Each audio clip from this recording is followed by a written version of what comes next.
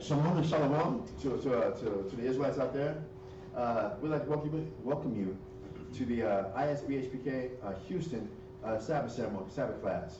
My name is Priest Mashab, and again, I'm one of the teaching evangelical priests, if we're going to use some of the biblical terms. Actually visiting from the brother camp in San Antonio, the ISBHPK branch called the Sword of Truth. We're out here to help fellowship and with the families, our brothers and sisters out here in Houston. We are currently located in Houston, in the Houston area, at 8524 South Braeswood Boulevard, Houston, Texas, 77071. All right. If anybody is within the Houston area, we're going to be here. We're going to be here doing the Sabbath ceremony until approximately 1 o'clock. And then today we have the food drive, the food giveaway that will be where we actually share food and a buffet with the community here in Houston, that we might actually help feed the Most High's people. So if you would like a meal, get some of the spiritual food, then actually like to get some of the physical food that we have, you're more than welcome. Please be here by 2 o'clock, 2 p.m. at 8524 South Braeswood Boulevard, Houston, Texas, 77071. It's free. We invite everybody to come. Nobody will turn away. Come and get some this physical food also. For those in the San Antonio area where our brother camp is from, we are located at 4219 Centergate Drive, San Antonio, Texas, 78217. All right. Again, that's in San Antonio. It's 42 or 43. It's 4219. 4219 Centergate Drive, San Antonio, Texas, 78217. I got their zip code in my mind right now. All right. For today's Sabbath service, we're going to be reading in Numbers. It's quite a lot of reading we're doing today also.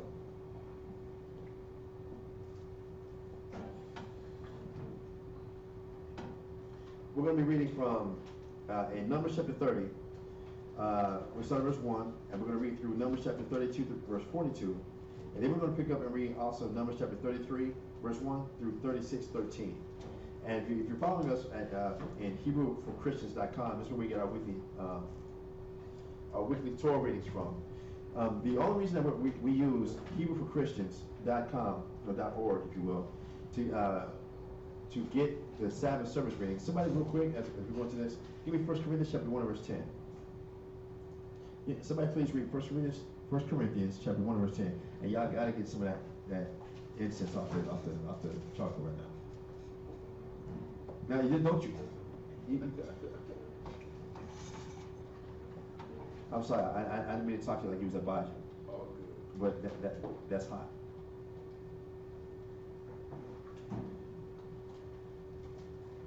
First Corinthians chapter 1 verse 10. We read that. 1 Corinthians chapter 1 verse 10. Now I beseech you, brethren, by the name of our Lord Christ, that ye all speak the same thing. Right. Now we know and completely understand, just like when we study and read the New Testament, that there's different issues and different levels of understanding within every city and every camp across America, or even that was going on during the time of Christ, the time of Paul, who was his ministry was to go out and teach those Israelites that didn't know they were Israelites and were not familiar with the ministry, the arrival and the death and the resurrection of the Messiah, Jesus Christ. That within each city they had their specific issues, problems, and understandings they had to deal with within those specific cities.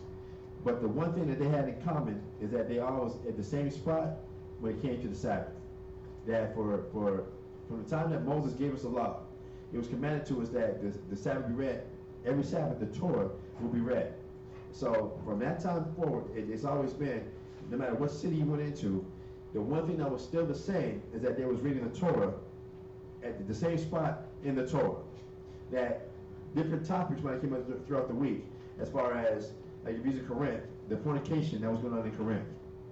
So that had to be addressed in the book of Corinthians. That they had a real issue with that type of pagan worship, where the fathers were sharing their wives with their sons. That was the issue they was dealing with there. But obviously in Rome, that wasn't the same issue that was being dealt with in Rome. In Rome, the issue was anything from homosexuality to worshiping any and everything under the sun. Whereas you go to Ephesus, it was another issue that they was dealing with. So within each camp, within each city, they had the different issues and things they were dealing with within each specific locale that had to be addressed in those cities. In Jerusalem, obviously, they weren't dealing with the fornication. They weren't dealing with the homosexuality. They weren't dealing with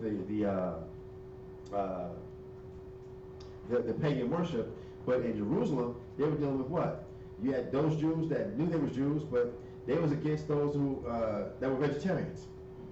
And then you had those Jews that were vegetarians against those who weren't vegetarians. Then in Jerusalem, you had those that was against those that were circumcised versus those that were circumcised. That you had different issues going within each city, but the one thing that they all came together on was when it came to the Sabbath, everybody was reading from the same place on the Sabbath. So this is what we try to do, and trying to help keep some type of unity, some type of togetherness, in that if you happen to be traveling from, let's say, New York, and you happen to come out here to Houston, and you're able to make it here on the Sabbath, maybe you're here on business, and you want to come in fellowship. Well, if you came to the school on the Sabbath day, then the one thing you will be able to be unified on is that we're all in the same reading when it comes to the Torah. Or if you travel to Baton Rouge, where Kazaki and the brothers happen to be here right now, or if you happen to go to Albuquerque, or you happen to go all the way out to California, to Los Angeles, or wherever it might be at, that the one thing we know we do have in common, that we come together for the Sabbath, which is a holy convocation, where we're supposed and we're commanded and ordered by the Father that this is the time we're supposed to come together. This is the time we're supposed to officially meet and come together. That we know that here we can all be speaking the same mind and be in the same judgment. So let's finish up 1 Corinthians 1 and 10. And that there be no division among you, but that ye be perfectly joined together in the same mind and in the same judgment. And this is where we get a chance to rehearse and practice this scripture right here. It's especially on the Sabbath. That it's just reading. We're just picking up from the same place every Sabbath. Now again, if you're traveling, if I was to travel from here to New York, to a camp in New York, I'm not naming in specifics, but if I traveled up there, then the elders that are at that camp, they're going to be dealing with the issues that are happening within that camp. At that particular time, they're going to do with me. I'm not trying to be facetious, but that's something they've been dealing with. They know those sheep. They know those brothers, those sisters, those families. It might be a problem with charity. It might be a problem with participation. It might be a problem with tithes. It might be a problem with what have you. I'm traveling. I'm visiting. I have no idea what your problems are, but I'm still supposed to be able to gather together and come together on the Sabbath. So at least when we come together, and we can go to the reading, and we're all unified in that right there.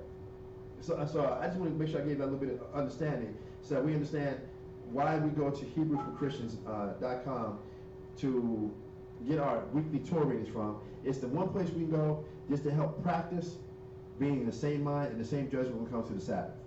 Now, obviously, again, with all the different problems that are going on within each camp, we're not going to have the same mind when it comes to these are the issues that we have to deal with in this camp. And those are the issues you have to deal with in your camp. We're all coming from different backgrounds. Each city is different. So we have to understand, we do understand that we're going to have those specific problems within each city. But the one thing we can do in rehearsing the righteous acts is on the Sabbath, I know if I'm traveling anywhere with anybody who's really trying to unify, that I can go to your school or to your place where you're at, and if you wear the fringes on the shirt, cool. If you wear them on the pants, cool. If you're saying shalom, cool. You're saying shalom, cool. You're saying ahaya, no problem. You're saying yeshaya, cool. You're saying Yahushua. We all know that we're talking about the same person, and we know that we're all working to get the nation of Israel to go back home. That's right. So I'm not coming on some like, old school LA. I'm a blood, and now if I'm traveling to New York and I see somebody in blue, automatically I got to stab him, stick him, cut him, we just go to war, because this not Slav is blood, but this crab is wearing blue. And it's not even, we're not on some gang banging gang Israel bang stuff, because you ain't part of this camp. No campaigning. We're not camp banging. All right, we're not camp banging. We're for Israel. Bring it out. We understand that our enemies are not our enemies of our people, That's right. but our enemies are enemies against our whole nation. All right, so for any brothers and sisters, again, if you're traveling and happen to be here in the Houston area, and it's a Sabbath, we invite you, please, come and fellowship with us, like it's commanded by the Most High. All right, so with that, getting to the Sabbath readings for today, because I was also told to be aware of the time, so we make sure we feed everybody. We're going to Numbers chapter 30. And essentially, we're going to read through Numbers chapter 30 through Numbers chapter 36.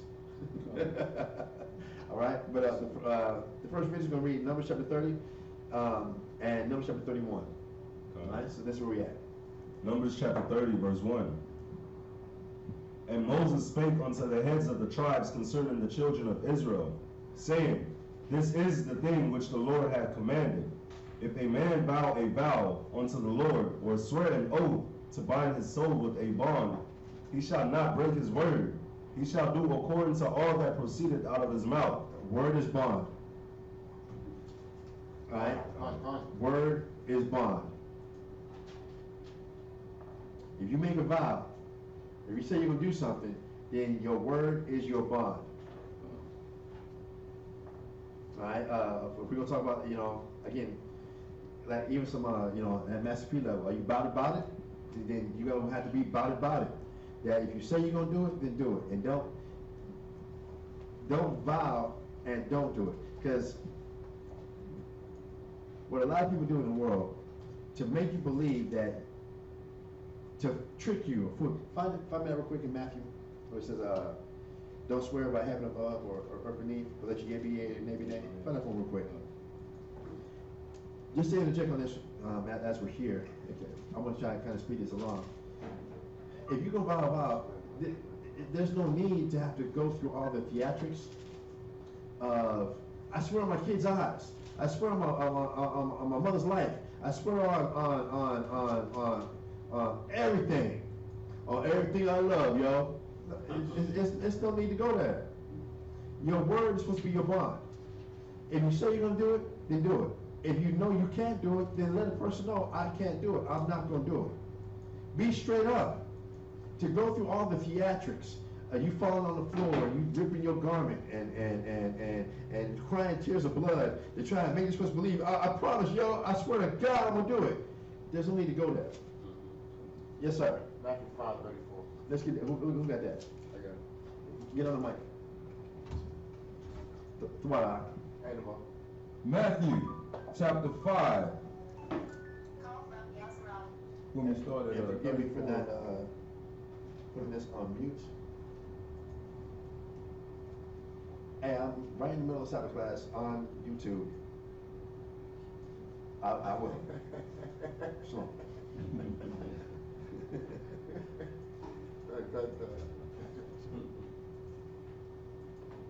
You got that?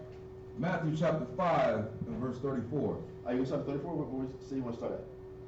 We can start here or we can go straight to the point. Start, okay. Matthew chapter 5 verse 34. But I say unto you, swear not at all, neither by heaven, for it is God's throne. Right. How you gonna swear on, like, I swear to God, I swear on the heaven that I'm gonna do this. So if you lie, it's not like you can give the heaven to this person. You just swore, if I'm lying, I'm gonna give you heaven. How you gonna swear on heaven? It's not even yours. That's the Most High's. Come on. So there's no need, don't go there. Go ahead.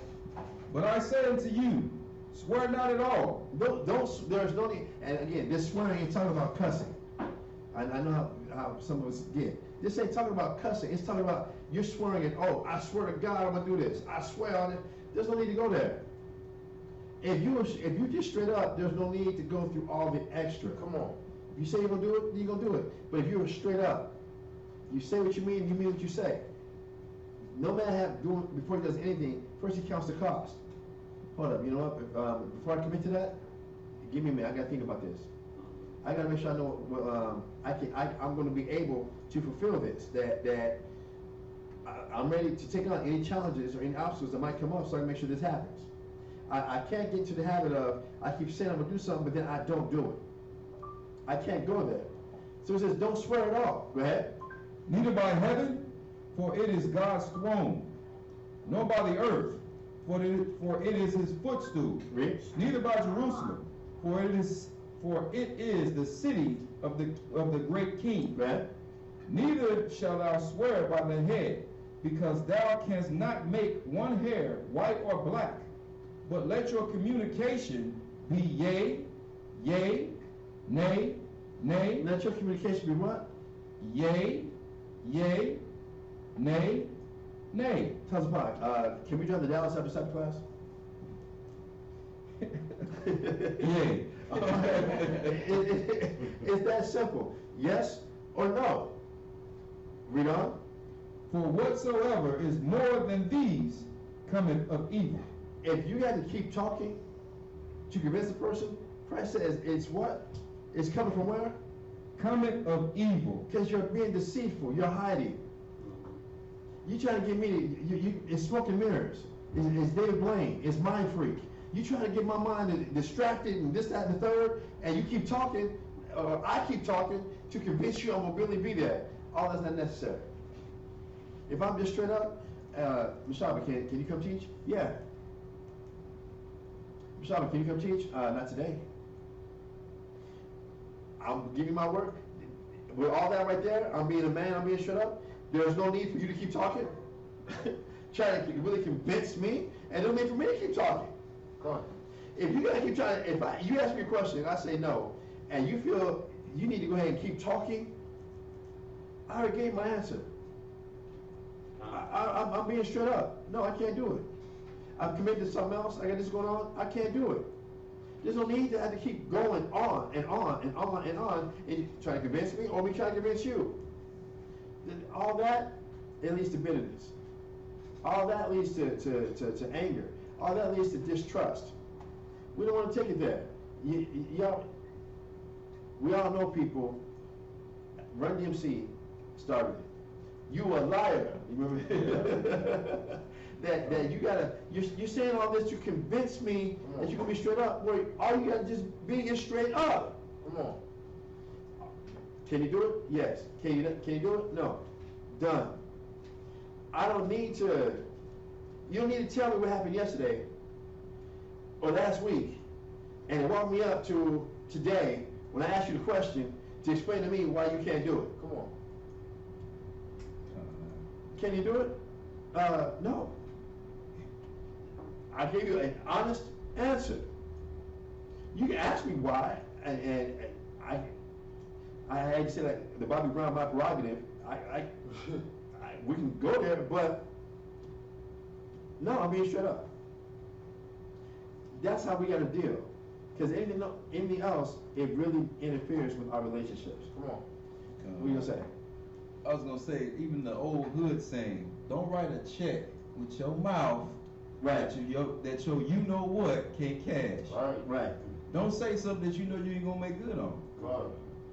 It makes you look bad. And as Israelites, your word really is your bond. Come on. If you say you're gonna do it, then I can rely upon you that heaven and hell will not stop you from keeping your word. I said I'm gonna do it, then you know you can trust that. Like I said, you can take that to the bank.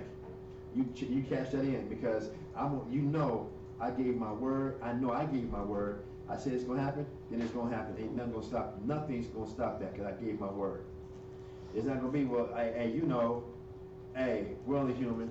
Hey, yeah, my bad. Hey, yeah. If you said you're gonna do it for the things that we have going on, then you got to be about your word. You have to be about what you say you're gonna do. And if you know you can't do it, then say that. That's right. I can trust that then.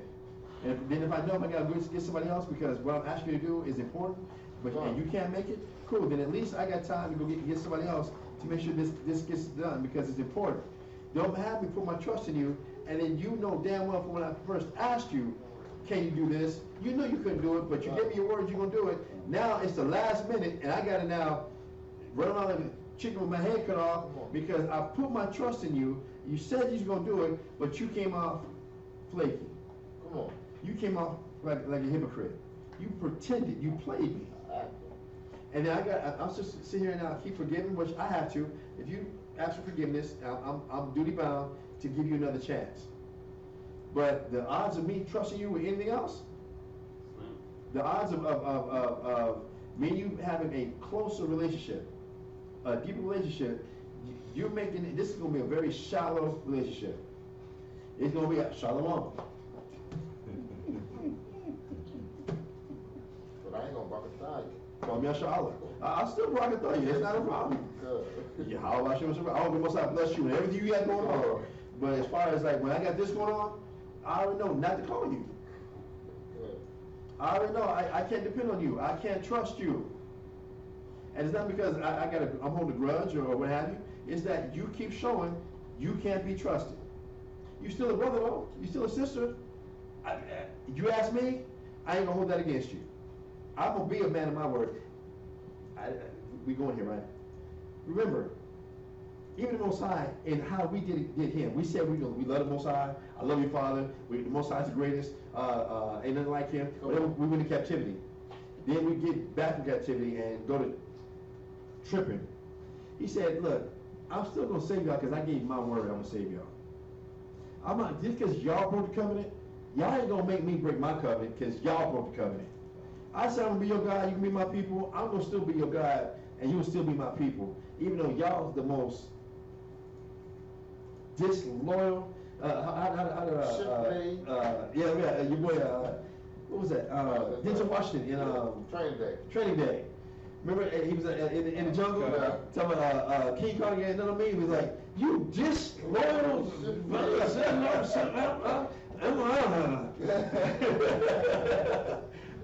The Most High said, I'm not gonna do that. Come on. I gave my word. Y'all gonna be my people, and I'm rule over you with fury. I'm gonna rule over you with a rod of iron. Y'all gonna break yourselves. But you're not gonna make me break my word because y'all ain't no damn good. Come on. I'm gonna still do what I said I'm gonna do. So even if you got a person who is shiftless, shady, doesn't keep his word, that doesn't mean that you don't keep your word. That don't mean that you don't be straight up. If they're not straight up, that's on them. It's on them. But I'm gonna be that faithful, trustworthy, straight up person. If I can do it, then you know. If I say I can do it, then you know I'm gonna do it. But if I tell you I can't do it, then you should also know and trust I can't do it.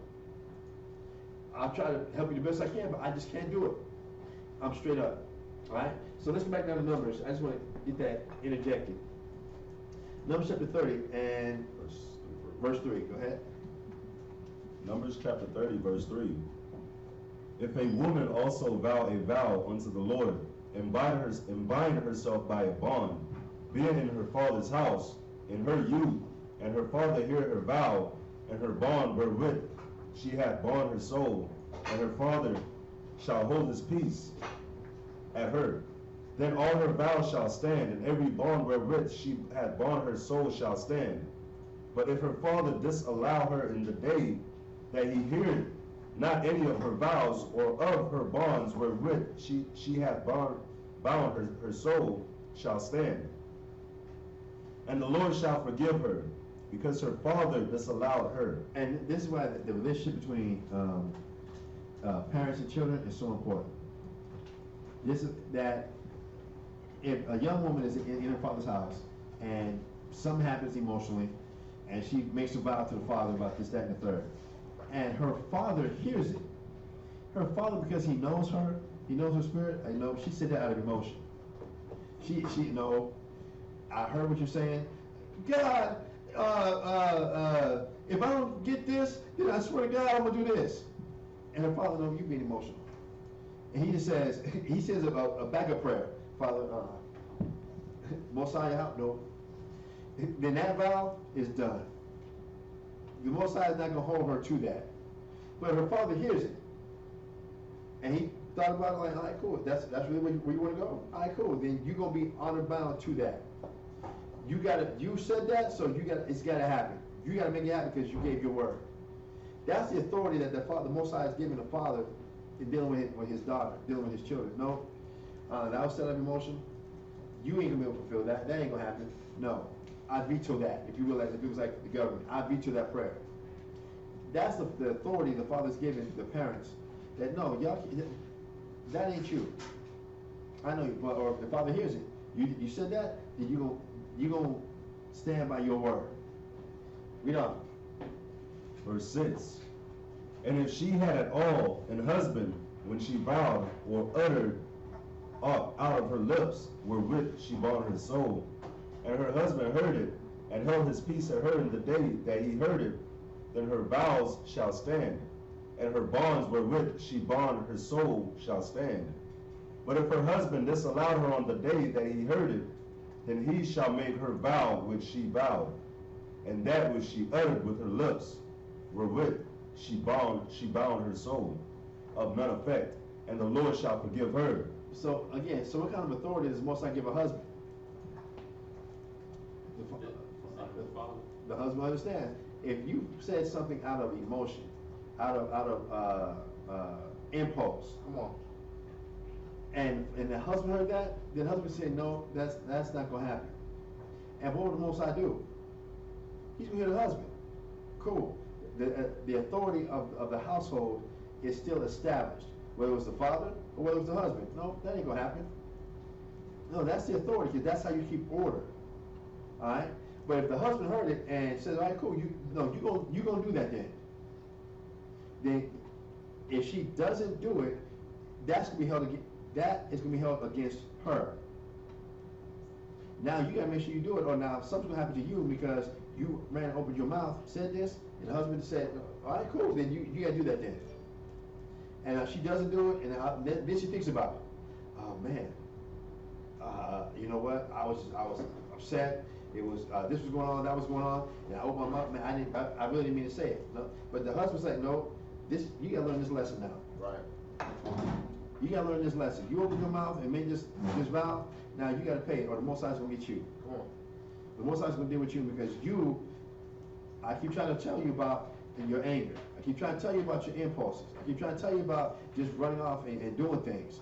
Now you went and made this vow. Cool. And in lieu of all the warnings I was trying to tell you, trying to give you, trying to make you aware of, you didn't want to listen. Now you owe that to the Most High. You gotta give it to him. Now, so whatever consequence happens, understand that's on you. Yeah. Or if I come back and cancel it, no, I know you didn't mean that. I know that you was emotional. This was going on, that was going on. I'm not. No, you're not gonna swear to the Most High. You can swear this to the Most High. You're not gonna do this. That ain't gonna happen. Now the Most High is gonna forgive her. All right, cool. Your head forgave it. Your head excused it. Not a problem. All right, and this is how we keep order, keep confusion out of the household. Everybody understand? Come on. Let's keep reading. Verse 8. But if her husband disallowed her on the day that he heard it, then he shall make her vow which she vowed, and that which she uttered with her lips, wherewith she bound her soul, of none effect, and the Lord shall forgive her. But every vow of a widow and of her that is divorced, wherewith they have bound their souls, shall stand against her. And if she vowed in her husband's house, or bound her soul by a bond with an oath, and her husband heard it, and held his peace at her, and disallowed her not, then all her vows shall stand, and every bond wherewith she bound her soul shall stand.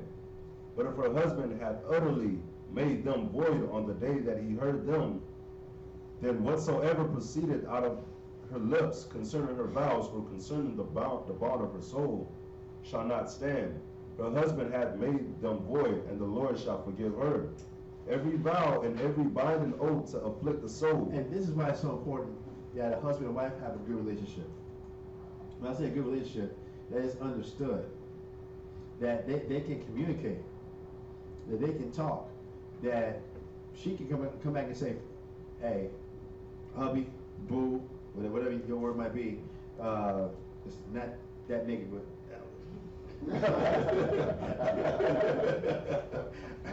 boo. This was going on, and I swear to the Most High I was going to do this. That she come and talk to him about that. He's like, "What? You did what?" It's like, you know, like as if you had a credit card, and you just got mad and went on the spending spree, and come back and say, "Hey, I did this. I spent on him. You took the rent money and did what?" The rent money. The rent money. take all that crap back. And get the money back. Cool. Because we're in this together. You got emotional? Understood? Cool. Alright. We got to fix this now. Now the Most High can work with us because we're coming together and we're going to work this out. We can fix this together. But if this, I did this maliciously, whatever, and he's like, you did well? Okay, cool. So now you got to go with the rent. This ain't a we thing. The rent money was there. You spent it? You better call your mom. You better call somebody. Quicken Loans. What's that? 588-35000 Empire. You need to go do something. Right. Plaza Bank. Something. What are you gonna do? I keep trying to tell you about your emotions. You do this, you do that.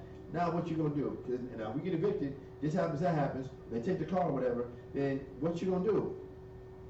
Because this can't keep going like this. Just because you get mad or get this thought in your mind, we're not a team. We're not working together as a team. This isn't just to put a woman subservient to a man. This really is to work teamwork. This is so that we are in this together. That we know what's going on, that we're in this together as a team. That's what it tells you when Peter says that your prayers don't be hindered. The Most High wants to see our unity. He wants to see us together as one. I need to, as a husband, I need to be able to know that I can get your honest opinion about things before I make a decision. Look, we're in this together. So by coming to you, let me know what your true thoughts are. You gotta be just a yes woman. But I need to hear it because we are a team, because this is going to affect the whole team if I go there. But then also respect that when I make my decision, this is the decision we're going with. It might not be what you see. I got your input, I got what you were saying, I considered it, and then I made this decision. Now I need you to be 100% behind this decision. Not on this, oh, that's you.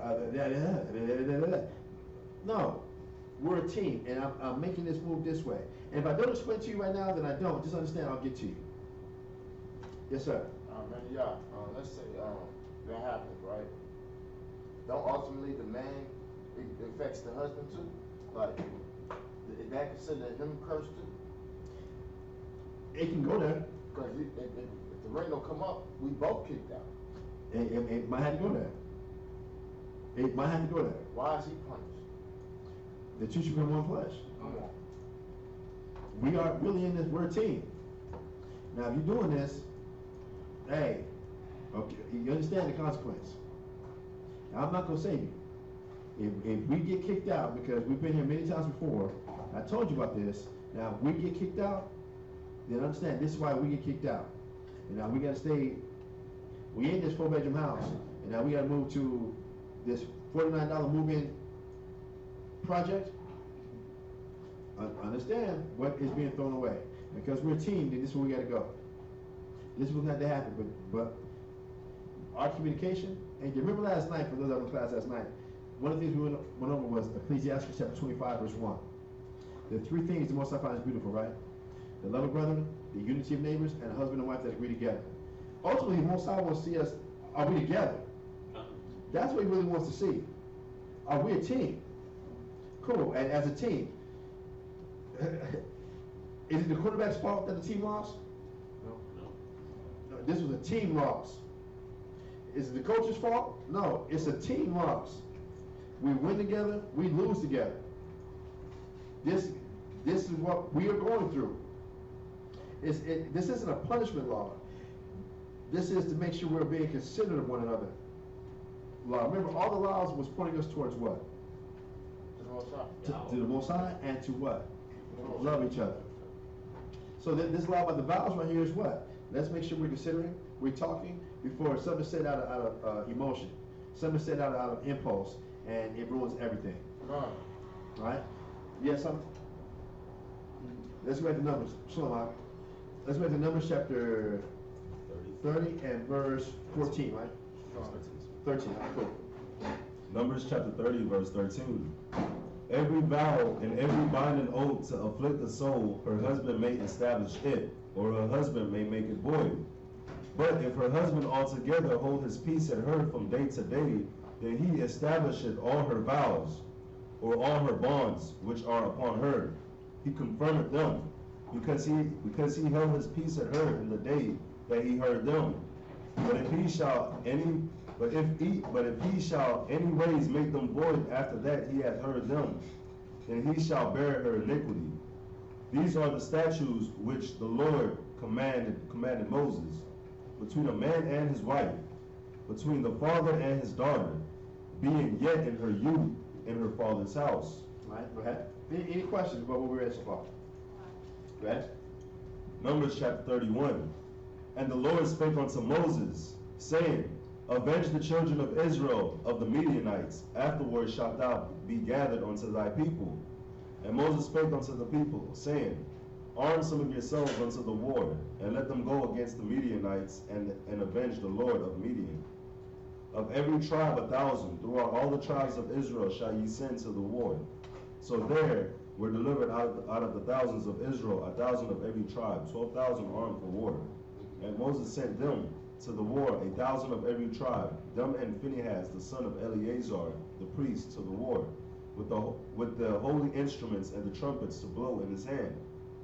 And they warred against the Midianites as the Lord commanded Moses, and they slew all the males, and they slew the kings of Midian, beside the rest of them that were slain, namely Evi, and Rechem, and Zer, and Hur, and Reba, 5 kings of Midian. Balaam also the son of Beor they slew with the sword. And the children of Israel took all the women of the Midian captives, and their little ones, and took the spoil of their cattle, and all their flocks, and all their goods. And they burnt all their cities wherein they dwelt, and all their goodly castles with fire. They burnt what? All their goodly castles with fire. All their what? Goodly castles. Goodly castles. It's just, we've been reading Numbers, right, for the past couple of weeks. It's amazing when you come back and understand the wealth and the riches that Israel came into. It's phenomenal. Last week, if y'all, when it was, I know y'all did the Sabbath last week, but last week we was doing the Sabbath, and we was talking about the sacrifices that we had to bring to the Most High, the daily sacrifices that had to be brought to the Most High. Do y'all realize to get, if I remember my numbers correctly, to get a gallon of oil, no, a liter, to get a liter of olive oil, it took like 1,300 olives to get 1 liter of olive oil. Now you take that 1,300 and to get a hin, because that was how much you had to bring, was a hin of olive oil with each sacrifice. A hin was 6 liters. So if you take 1,300 olives to make 1 liter times 6, how many olives did you have to squeeze? Somebody do the math real quick. 1,300 olives times 6.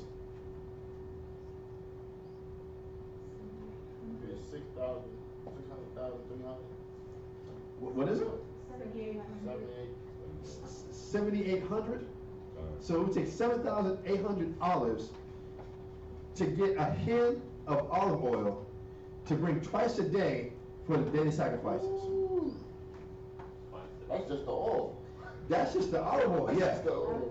That's just the daily sacrifice. That was the holy day. Exactly. For the holy Whole day. other ballgame. It was a whole nother ballgame. But imagine it now. If you need 15,000 olives squeezed every day to bring your daily sacrifice twice a day, that's one person. I need somebody with a big calculator. 15,000 times 600,000. Because there were 600,000 footmen in the army.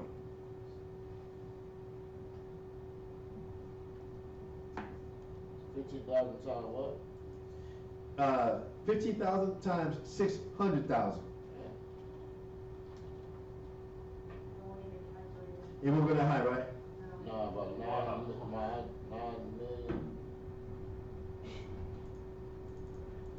million, something like that. Okay, let's go with 9 million. 9 million. Let's go with 9 million. Damn. Do you understand? It took 9 million olives every day just to do the daily sacrifice twice a day. When it says we came to the land of milk and honey, how much vegetation had to have been there that every day over 9 million olives had to be squeezed for us to give the daily sacrifice?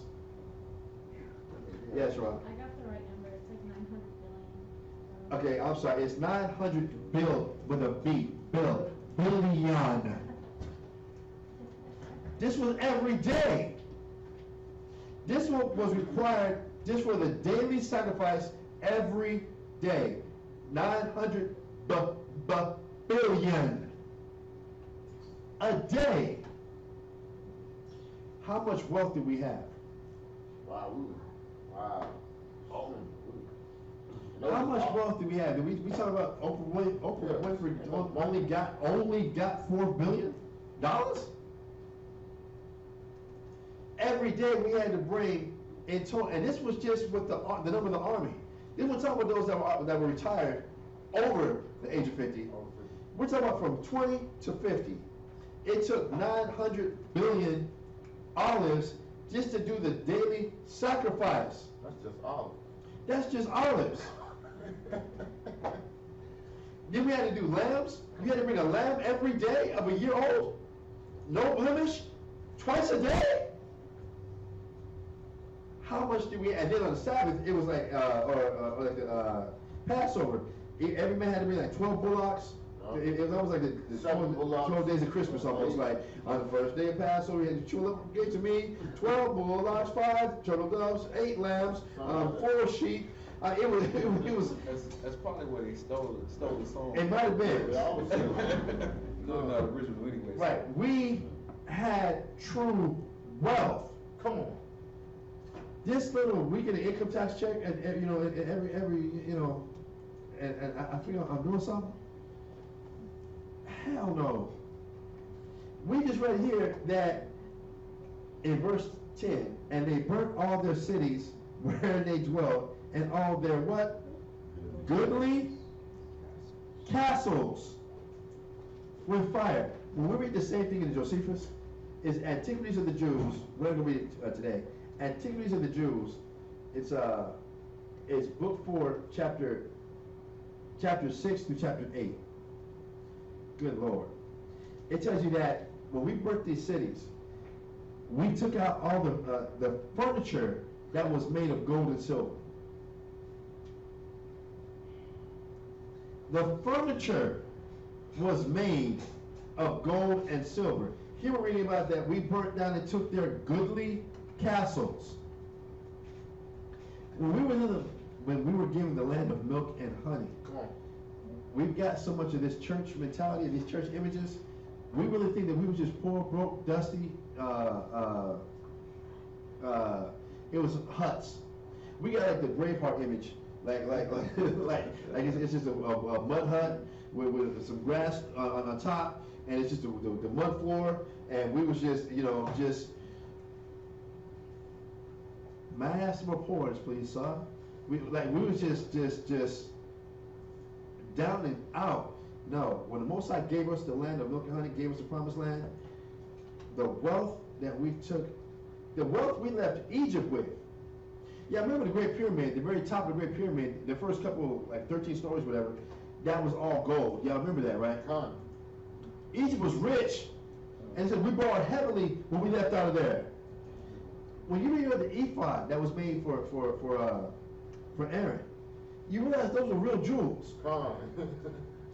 Gold, it was emerald, diamonds, amethyst, rubies. Those are real jewels, and not just like the little cute zirconium thing you got in your ear, trying to go bling. It was some real stones. Real. We had wealth. This stuff we talk about today, go into real estate to get you some economic wealth. Real estate. This is the weakest, poorest country ever. This is the worst captivity we've ever been in. Paper money? Paper money? In Egypt, it said we built treasure cities. The treasured treasure cities. cities. So Sugar Land out here in Houston, that's supposed to be the treasure city? Sugar Land. Is that what it's supposed to be?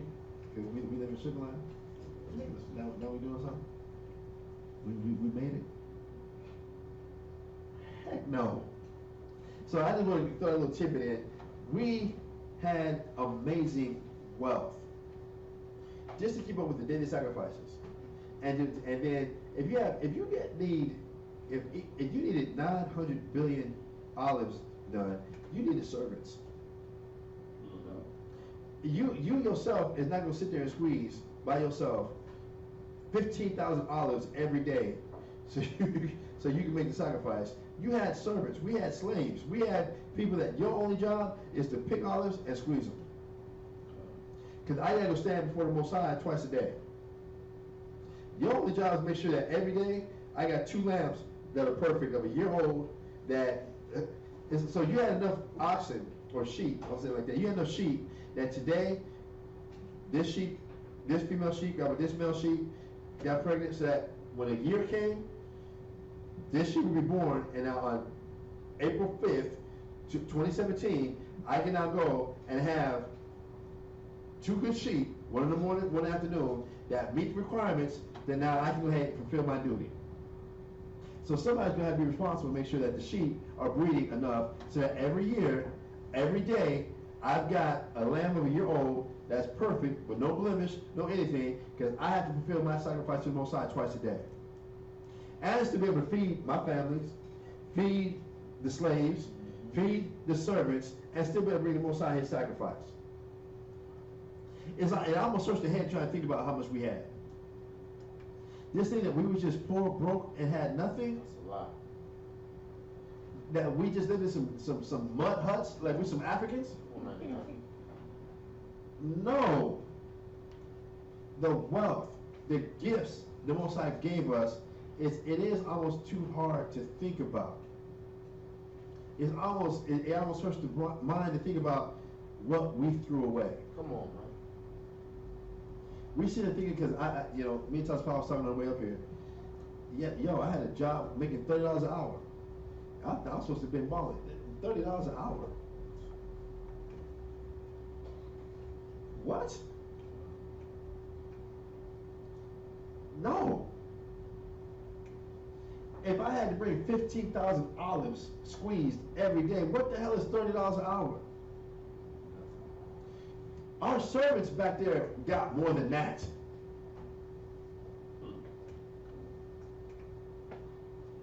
The impression that they made sure that we got about why America's supposed to be so great, the greatest country on the planet, and we should want to stay here.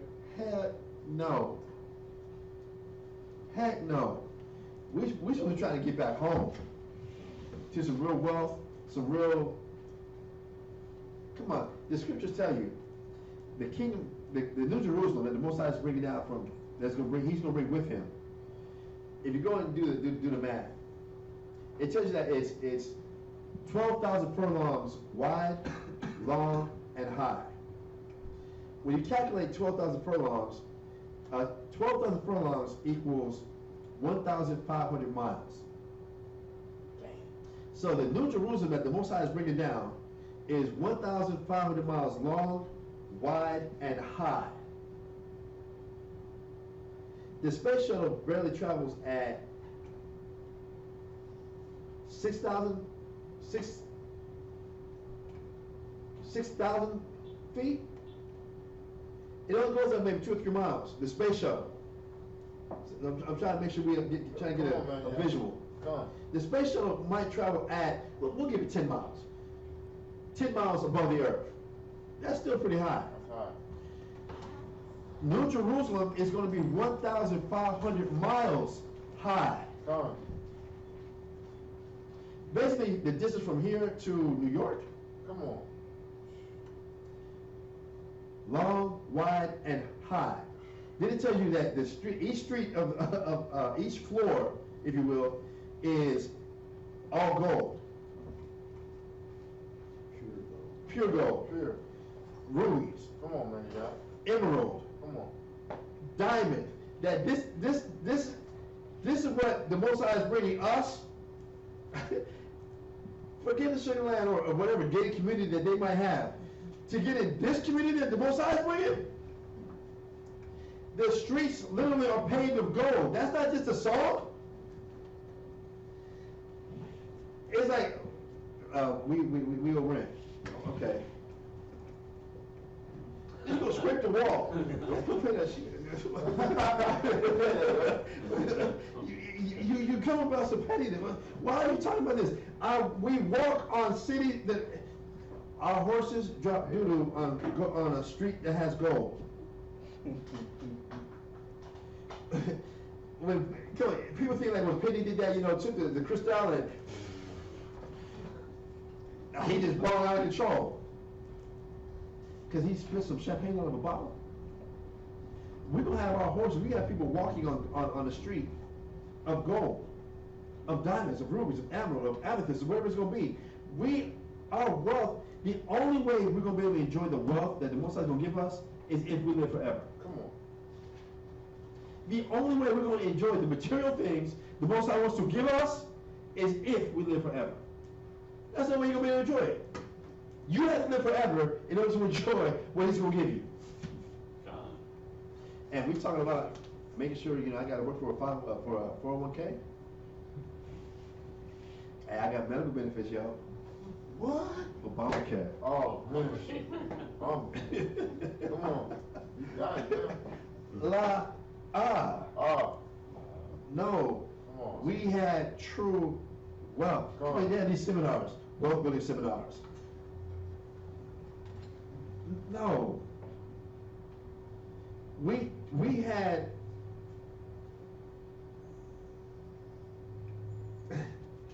Whitney Houston songs flash in my head. Which one? Didn't we almost have it all?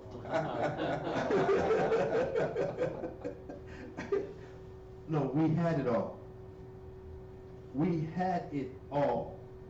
Sir. So basically, Bill Gates is poor to compare what y'all got in store for Israel. What the most I got in store for us, Bill Gates, the Rothschilds ain't got nothing on what we had. Sure myself. Remember this, even in Romans it tells us what? That when we fell, the world got rich. The world got rich. The world got rich when we fell. You think about Taj Mahal, Dubai, the Mayan thieving people over there in England sitting in our castles and stuff like that. The Gettys, the Rothschilds, the Bilderbergs, whatever. They only got rich when we fell. When we fell. That's how much we had.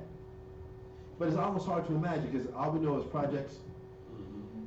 We did something. If I give me a 2-acre house, really 2 acres. What? Can you see your neighbor? You're still too close. We was on estates where, again, think about it. We were on estates where we were commanded, y'all have to come together every Sabbath, otherwise we would never see each other. Ain't this Will Smith, Martin Lawrence, we came to borrow a cup of sugar.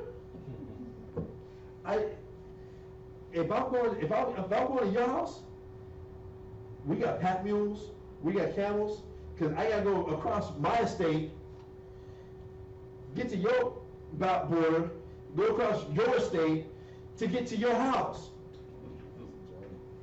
This is gonna be some journeying.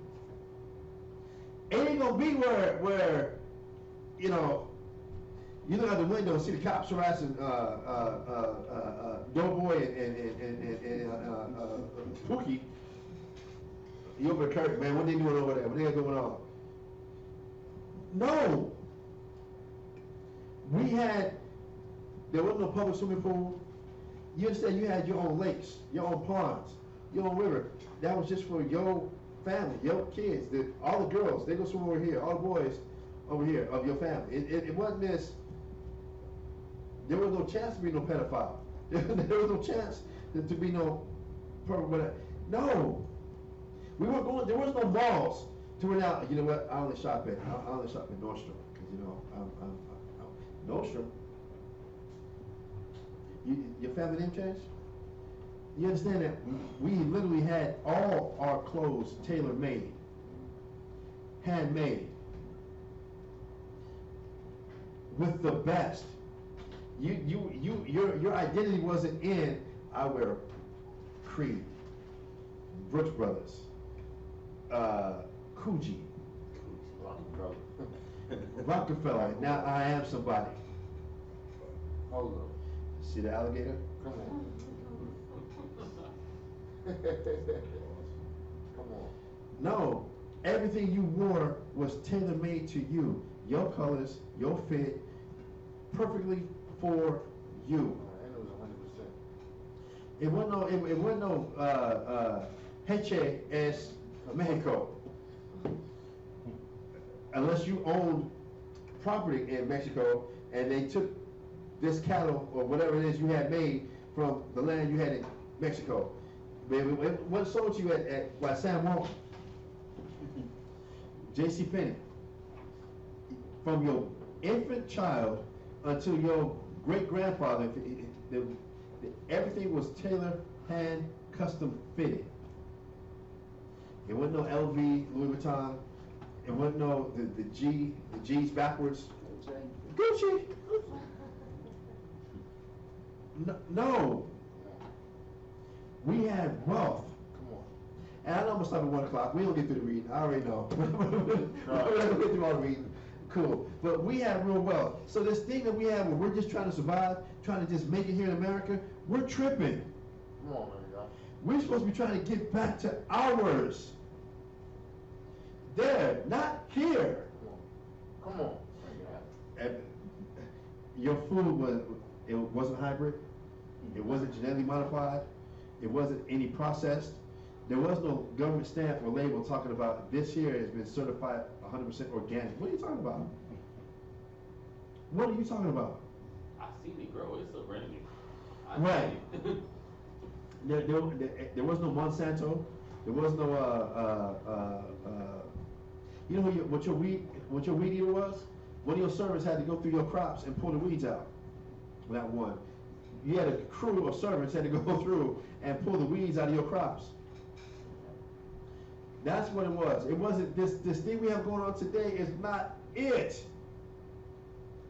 We gotta get home. Come on. We gotta go home. Let's get reading. Numbers chapter 31, verse 11. And they took all the spoil and all the prey, both of men and of beasts, and they brought the captives and the prey and the sword and the spoil unto Moses and Eleazar the priest, and unto the congregation of the children of Israel. No, they kept it for themselves. Unto the congregation of the children of Israel. No, hey, y'all niggas weren't here. Look, 12,000 went, 12,000 got paid. Y'all want something, y'all go get it.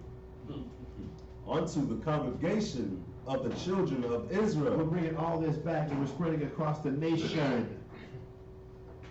We're making sure everybody is taken care of. It's not just, look, I had to work hard for mine, you can work hard for yours. We took care of everybody. Go ahead. Unto the camp at the plains of Moab, which are by Jordan near Jericho. And Moses and Eleazar the priest and all the princes of the congregation went forth to meet them without the camp. And Moses was wroth with the officers of the host, with the captains over thousands, and captains over hundreds, which came from the battle. And Moses said unto them, Have ye saved all the women alive? Behold, these caused the children of Israel, through the counsel of Balaam, to commit trespass against the Lord in the matter of Peor. And there was a plague among the congregation of the Lord. Now therefore, kill every male among the little ones, and every woman that had not known man by lying with him. But all the women, children that have not known a man by lying with him, keep alive for yourselves. And do ye abide without the camp 7 days. Whosoever hath killed any person, and whosoever hath touched any slain, purify both yourselves and your captives on the 3rd day. And on the 7th day, and purify all your raiment, and all that is made of skins, and all work of goats' hair, and all things made of wood. Now, we're keeping up in the Sabbath readings about the purification. Remember that was 12,000 men just went and killed a couple 100,000 people. How much blood, guts, pus, mucus, intestine get on a person in a situation like this? You see a lot of U.S. military men coming back from combat in Iraq, and especially Vietnam. There was a lot of killing that took place. They suffered from things like PTSD because there was no chance for them to download. You went from a straight killing episode and go through all that, and just thrown immediately right back to society. But you had no chance to process it and try to get that stuff out your head. So the Most High, in His wisdom, said, you know what? Before y'all come back and try and get yourself back into what happened, y'all need to take a week. Clean yourselves. Get all that blood off of you. Download. Get your mind clear. So that now you can be back in society and not be having post-traumatic stress syndrome. Or you got flashes of when it really dawns on you how much killing took place. Who you killed? You killed kids, children, women. How many dudes was begging for their life and had to get it? You had to now download, go purify yourself, make sure you clean all that stuff, and get a chance to get that out your head. My uncle was in Vietnam, right? And when 4th of July come around, he can't be on 4th of July. Like, if Right. he had firecrackers, he flipping over the couches. Get down, literally. Like, we can't be around him. He got to be locked Right. up. You got to turn everything down. You got to turn 4th of July. Because he never had a chance. He never had a chance to download. Yeah. He never had a chance to really He's get that still stuff out going of his today. head. To this day, and Vietnam was 30 years ago, 40 years ago. To this day, that's still there. If we did things where the Most High did things, and you know that also proves. I'm glad you brought that point up also. They got this stereotype that black people are just a bunch of just killers. They got this stereotype that we just kill for fun. We have consciences. Yeah, we do. That's why that stuff messes with us so hard. That's why it's not in us just to be serial. Just I'm out there just I'm just a killer. I'm gonna eat your serial killer like Ice Cube and Dre did. That's not us. That is not us. We have a conscience. White people can do that, and hell, Jeffrey Dahmer, this nigga can eat people and have no conscience about. Sleep like a baby.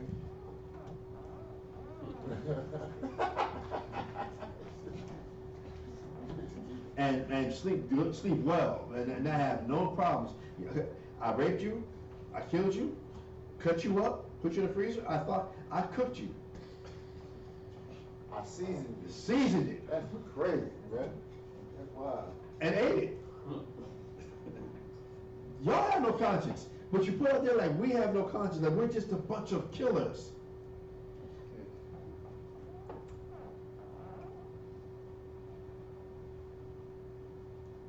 Why was Moses and the Most High upset with Israel at this particular time right here, right now? Because we didn't what? We killed people. Who didn't we kill? Children. The children and the women. If we would just kill us, just that's what the Most High could get mad at us about. When I sent y'all to the land, I told y'all to kill and destroy everybody. What do we do? They ain't so bad. This is really the nature of Israelites. We gotta kill everybody. The Most High got mad at us because we didn't kill everybody. Oh, so y'all ain't gonna kill everybody? Cool. Then you gonna be in captivity with them then.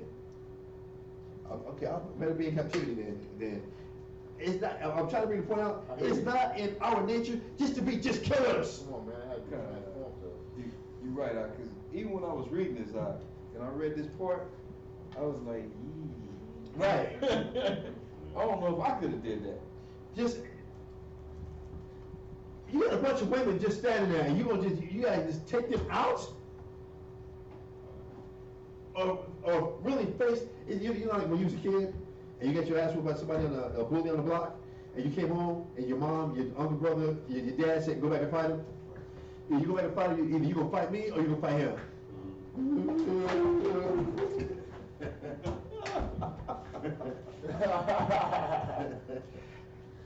I'm gonna and fight you, and then fight my dad or my older brother or my cousin. He gonna hurt me. I had to go into it. This is how the Most High was. Y'all gonna kill them, or I'm gonna get you.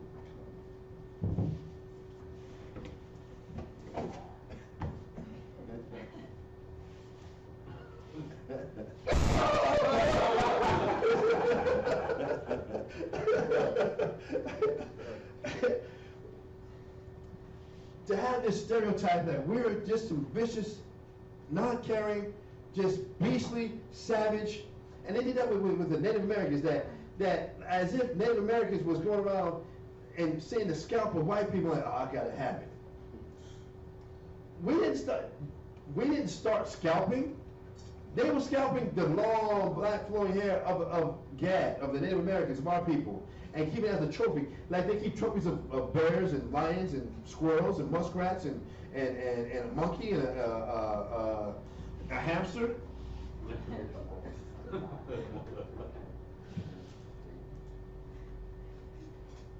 You know, the beaver would have you just taxidermy. What the hell? We don't tax it. Taxidermy? If we killed an animal, we ate the animal, we used the skin for every part of the animal came with a tool. We didn't have it, we just kept it up like, yeah, I remember that day. He was climbing up the old elk tree, boy, and I got it. And I just had to keep him as a trophy. Hey, you're right. I remember times going fishing, like with my father, my grandmother, whatnot, and we would catch fish, and they would throw them back. I'm like, what you doing? Right. We've been out all morning. Why you throwing fish back? And we gonna eat that? The first thing you had to skin a fish.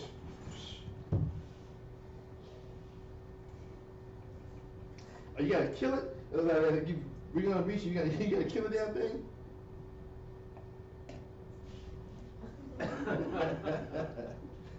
You got issues with it. It is not the stereotype, especially put in the news today, in the media, that we are just a bunch of savage beasts, uncontrolled, uncaring, unemotional people that deserve to be tased, shot, put down. That's not right. That's not right. If you understand, the Most High got mad at us because we didn't destroy and kill the nations. The Most High got mad at us because we wanted to talk, get along,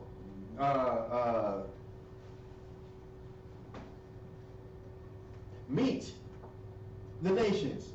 He said, kill them, destroy them. We said, no. We said, no, God. I'm not going to kill all these people, God. Man. God, you got to give me there. I'm not going to do it. This is Haji. Haji Kutumar. He got flying carpets. He got, he does these crazy stretches. Man, my sciatic nerve, man, it works. Why I kill Sahaji? This Chin Lee, he got these little needles that you stick them in the, oh, it feels so amazing.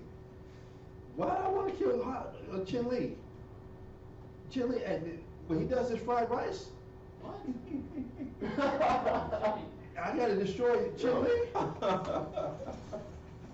This is Abi. Abi.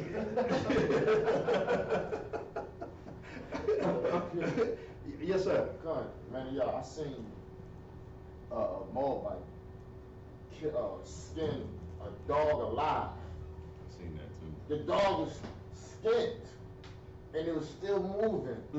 Then they chopped him up alive. Like, I couldn't even fathom doing that. Like that. Right. I couldn't even, I couldn't even beat my dog. Without saying, look, I told you, all right, just skinning them alive and then cooking them? Oh man, that couldn't. That's why people are against fur, because when you getting like the fur from an animal, you don't just kill it, because you gotta kind of skin them alive to get the fur. That's why, like, you can't just kill it because it'll ruin the fur. But we not doing it. But my point Yeah, is, it's not. I can't. The spirit of me, I can't do it. If I had to, that's one thing. Now that I know that I'm Israel, I have a choice. But if I ain't know I was Israel, I'm like, nah, I ain't doing that. I ain't killing that. That's crazy. But actually, when we come back and examine, last night I was talking to class about us understanding the nature of Israelites. What does it mean to be an Israelite? Because of the stereotypes, they have us like we're just a hate group, hate mongers.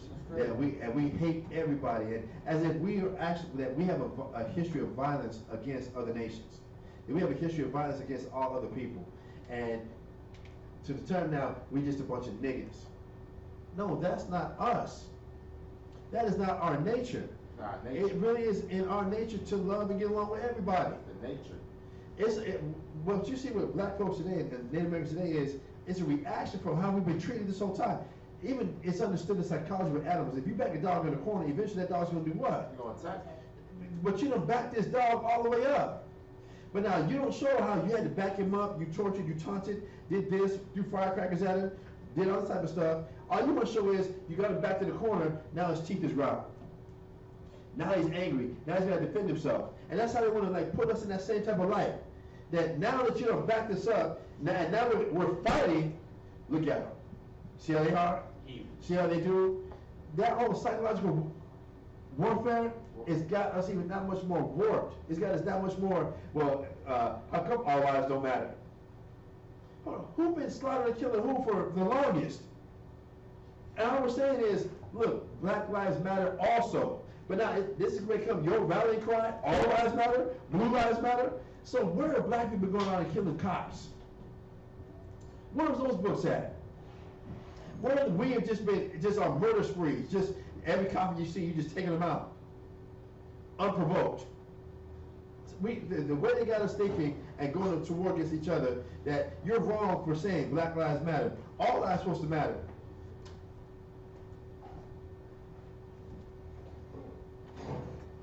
Even the fact that you're saying all lives are supposed to matter, then how come that doesn't include black lives? If you can make the point that all lives matter, then how come you can't make the same point and understand our lives matter also? But they got this stereotype out here like we're just a bunch of just savages. No. No, that's not us. That's why even the scripture tells you what? I need help. That we're going to do according to the Most High's anger. According to the Most High's fury. It's Ezekiel or Jeremiah.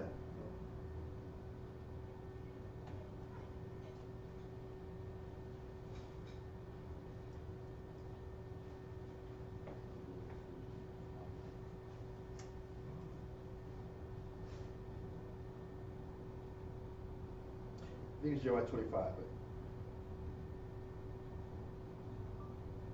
do according to mine anger. Ezekiel 25:14. And we get this real quick. Ezekiel what? 25 and 14.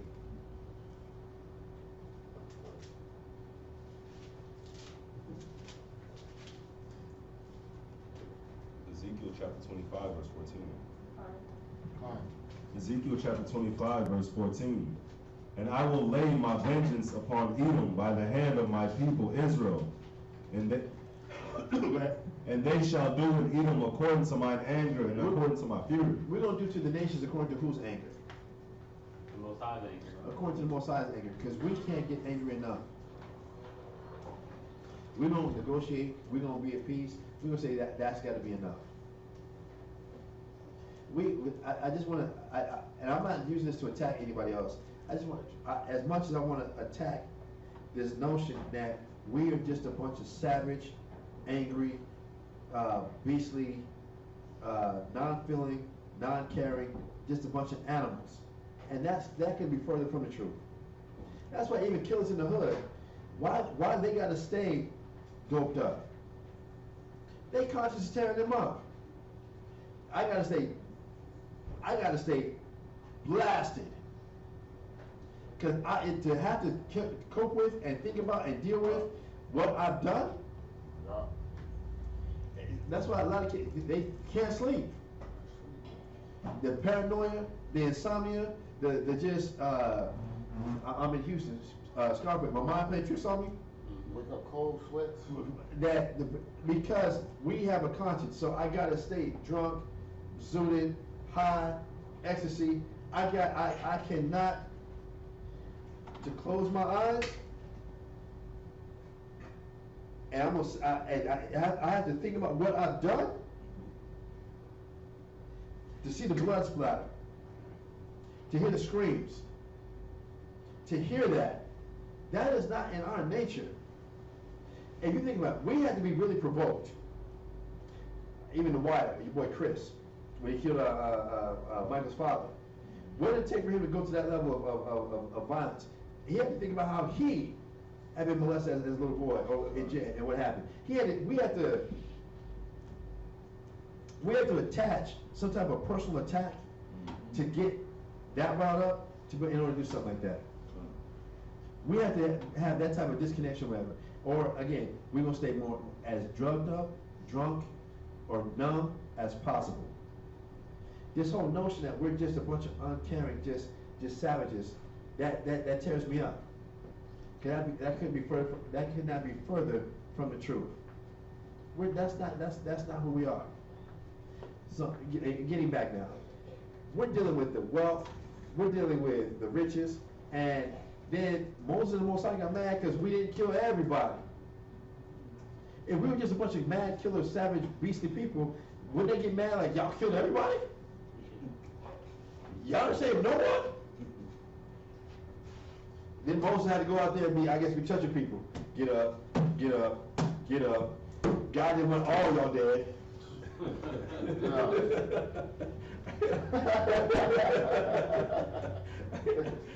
Obviously that ain't what happened. Come on. All right, where we at? Going back to Numbers chapter 31. Numbers chapter 31, verse 21. 21. And Eleazar the priest said unto the men of war which went to the battle, This is the ordinance of the law which the Lord commanded Moses. Only the gold and the silver, the brass, the iron, the tin, and the lead, everything that may abide the fire, you shall make it go through the fire, and it shall be clean. Nevertheless, it shall be purified with the water of separation, and all that abideth not the fire, ye shall make go through the water. So it said the gold, the silver, the brass, and the iron, and the tin, and the lead, we had to melt it down. So that it's not in the shape of an ankh, it ain't in the shape of if they had their money imprinted on the gold, whatever, guess what we did? You melted it down and recast it. We didn't go and steal, get their money, get their money, and we kept using their money with their face on it, like this paper society we in right now. No, you go get a lick, go get the lick, and go melt the gold down, and then recast it in whatever shape, image, or face you gonna put upon it. It's yours. You own it. This paper money, credit. No. All about the Benjamins, baby. Hell no. Reading on. Are y'all? I don't understand. Are y'all feeling me when I understand? We get understanding about why I had to pass all the metal stuff had to pass through the fire. You had to remelt it, so it wouldn't have their images and what they worshiped and what they honored. It was remelted and recast, so that there wouldn't be no remembrance of, damn, how did they worship, or what does this mean? And I gotta get curious about it and go into whatever. No, if it's already melted, recasted, and if it's the lily, it's the menorah, and whatever the Most High had given us, cool. It's our culture. It's representing us. It's about us. And the water separated because of clean and unclean laws. Right, it's part of being unclean. You got for all the metal that had to be purified, it had to be melted down. Cool. Everything else, wash it. Come on. Get that. Wash it. Don't have the same smell, the same burning incense. That's still no. Wash all that stuff so it's brand new, or just burn it anyway. There was a lot of cities. Once I said destroy it all. I don't want y'all to have any remembrance, any sense, anything remind you about what they might have been doing. It's all yours. It's yours. Read on. Verse 24. And ye shall wash your clothes on the seventh day, and ye shall be clean. And afterward ye shall come into the camp. And the Lord spake unto Moses, saying, Take the sum of the prey that was taken, both of men and of beasts, thou and Eleazar the priest and the chief fathers of the congregation, and divide the prey into 2 parts, between them that took the war upon them who went out to battle, and between all the congregation. And Levi attribute unto the Lord of the men of war which went out to battle 1 soul of 500, both of the persons, and of the beeves, and of the asses, and of the sheep. Take it to their half, and give it unto Eleazar the priest for an heave offering of the Lord. And of the children of Israel's half, thou shalt take 1 portion of 50 of the persons, of the beeves, of the asses, and of the flocks, of all manner of beasts, and give them unto the Levites, which keep the charge of the tabernacle of the Lord. And Moses and Eleazar the priest did as the Lord commanded Moses. And the booty, being the rest of the prey which the men of war had caught, was 600,000, and 70,000 and 5,000 sheep. How much?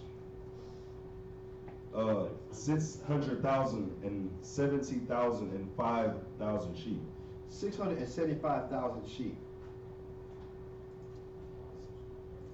675,000. This is after they gave the priest their portion. After they gave the priest their portion, you made sure all the men who did go to war got their portion. What was left over? 600,000 and 70,000 and 5,000 sheep. So 675,000 sheep is what was left over to be divided against the rest of Israel. This thing that we was poor and broke and just dusty and just had like Shrek, just the donkey. I guess we just had no. And then 312,000 a bean. A bean is like a bullock, like a bull. So 6 score is what, 60? Or 3 score. 3 score is 60 at 12,000. So that's 72,000 bulls. 90. That, 3 scores, huh? a score is 20. Okay. So 3 score would be 60. And you add 12 to that, so that's 72,000. And this is after everybody went to work, got their portion, the priest got their portion. This was left over. Then you got 3 score and 1,000 asses. So that's what, 31,000 asses? I'm sorry, 61,000 asses. And 32,000 persons and 32,000 persons in all, of women that had not known man by lying with him. How many female servants were distributed throughout Israel? 32,000 females. Virgins. He's reading to point out they virgins. But now, that's 32,000 females that are now able to do what? If you gave your woman 5 female slaves, so that means you have one slave that just do your hair. I saw her only job was to do your woman's hair. Another is make sure her nails is done. Another make sure her royal bath is poured properly every day. Another make sure the proper oils is put in the water every day. Another will make sure that that her bedroom, her apartment is put together nice every day. And it's saying that the men had to take these women and go sleep with them. No, you had to just stay a virgin, and all your whole life, all you did now was serve my woman, serve my women, serve my children. The nanny. It's your job to make sure all you do is you wipe my child's mouth every day. That's every time he eats, you wipe his mouth. That's your job. You sit here and wait till he spits up and you wipe his mouth. That's all you do. Since you got a little funky attitude, you will change his diaper every day. Every time he do whatever, that's when you can wipe his boo all day. Today you call it a CNA. Cool, you're gonna be a CNA. All you're gonna do is you gonna wipe boo-boo every day. That's all you're gonna make sure his boo-boo gets wiped up. That's what you're gonna do. Every day. That's gonna be your job. If you wanna live, this is gonna be your profession. This is gonna be your occupation every day. I'm trying to give us an understanding of what did the Most High give us in the Promised Land. That now we live here, and because I got a flat screen, I'm doing something. I got a screen in the car. Down paid on every month? We just got 72,000 donkeys? On top of everything we already had?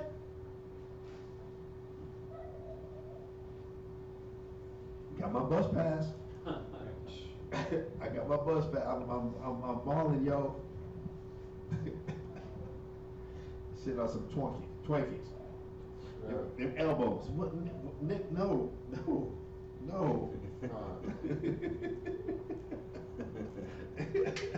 This is not, here in America, this is not how we are supposed to live.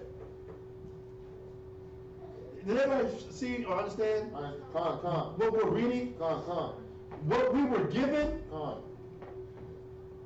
Let's read on. Come on. And 32,000 persons in all, of women that had not known man by lying with him. And the half, which was the portion of them that went out to war, was in number 300,007 and 30,500 sheep. So the ones that went out to war, they divided, the 12,000 men divided how much? 300,000, good Lord, hold on.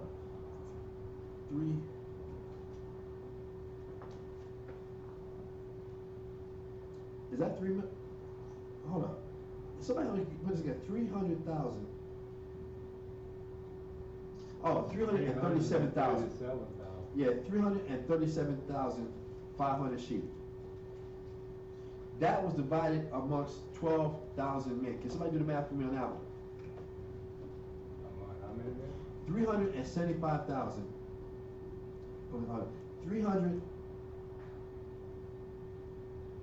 337,500 sheep divided by 12,000 is what?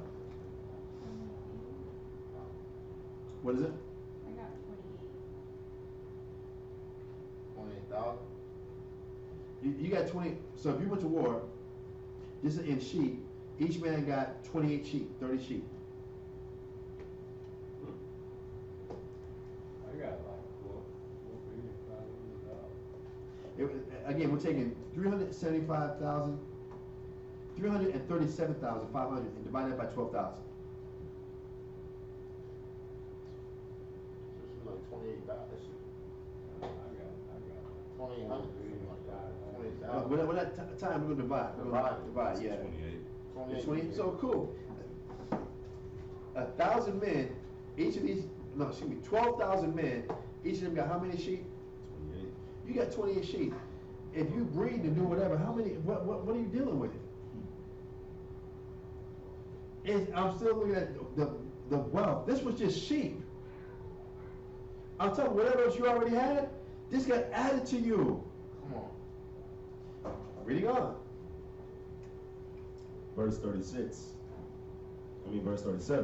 And the Lord's tribute of the sheep was 615, and the beeves were 36,000, of which the Lord's tribute was 312, and the asses were 30,500, of which the Lord's tribute was 301.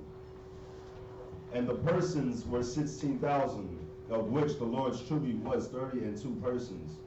And Moses gave the tribute, which was the Lord's heave offering, unto Eleazar the priest, as the Lord commanded Moses. And of the children of Israel's half, which Moses divided from the men that warred, now the half that pertained unto the congregation was 300,000 and 30,000 and 7,500 sheep, and 36,000 beeves, and 30,000 asses and 500, and 16,000 persons, even of the children of Israel's half.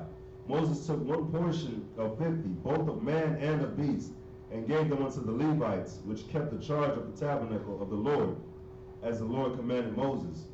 And the officers which were over thousands of the host, the captains of thousands, and captains of hundreds, came near unto Moses. And they said unto Moses, Thy servants have taken the sum of the men of war which are under our charge, and there lacketh not one man of us. Read that again.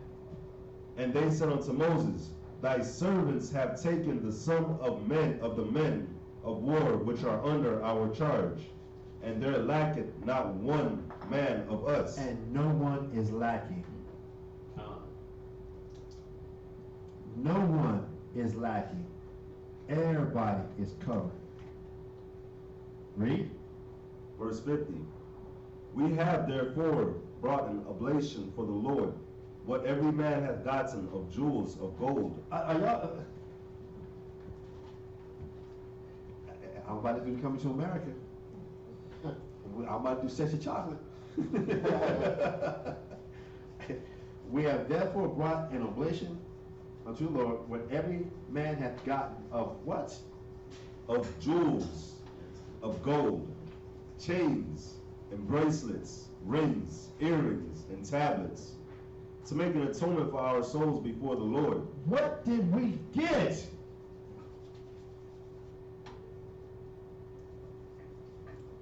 Bling bling? Go ahead. Verse 51. And Moses and Eleazar the priest took the gold of them, even all wrought jewels, and all the gold of the offering that they offered up to the Lord. Of the captains of thousands and of the captains of hundreds was 16,750 shekels. For the men of war had taken spoil, every man for himself. Hold on. Can somebody do an internet search? And then you want to ask or type in, what is, or how much is 16,750 shekels today? 16,700. Yeah, it's 16,750 shekels. How much is that today?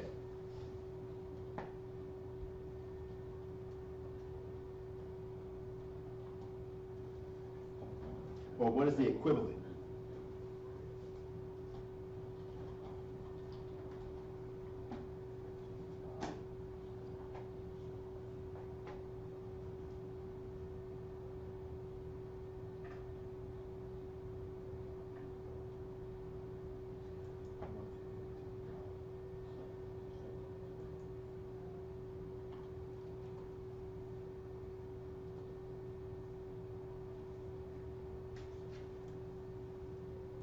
Like 12, no. That was what you got?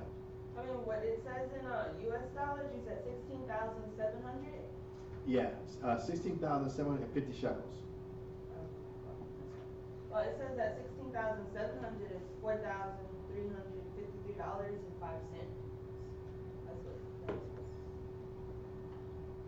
Mine's like 491,300 million.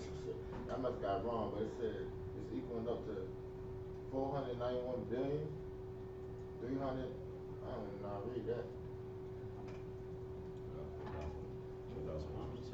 You see it? 4,000 something. Maybe I'm typing it wrong. 43 million. 4,300. Hold on. Yeah, 4,991. What is 16,750 shekels of gold in today's money? 4,000 crown 66 cents. Yeah. Like 5 grand. 1,364. It's like 5 grand. Cause I got 15. I typed it in wrong. I got 157 shekels of dollars. It's like 4,900, something like that. Okay. Well, this was the offering they gave then. That's what they did. Still was a lot of money. Hell yeah. That's the point. Let's finish this chapter. Verse 53. For the men of war had taken spoil, every man for himself, and Moses and Eleazar the priest took the gold of the captains of thousands and of hundreds, and brought it into the tabernacle of the congregation, for a memorial for the children of Israel before the Lord. Any questions on what we read so far? This is why you said when you read, you might understand what will be happening. That when you're going to actually look at and kind of investigate what was going on, you understand that why America is the least worst bottom of any captivity we have ever been in. And why we got to fight, it's repent, for the kingdom of heaven is at hand. All right, Tasapali, it's on you. Yes, ma'am. Did they have a question online regarding the sacrifice Okay. They asked, back then, were we giving sacrifice for sin or just to keep sin away?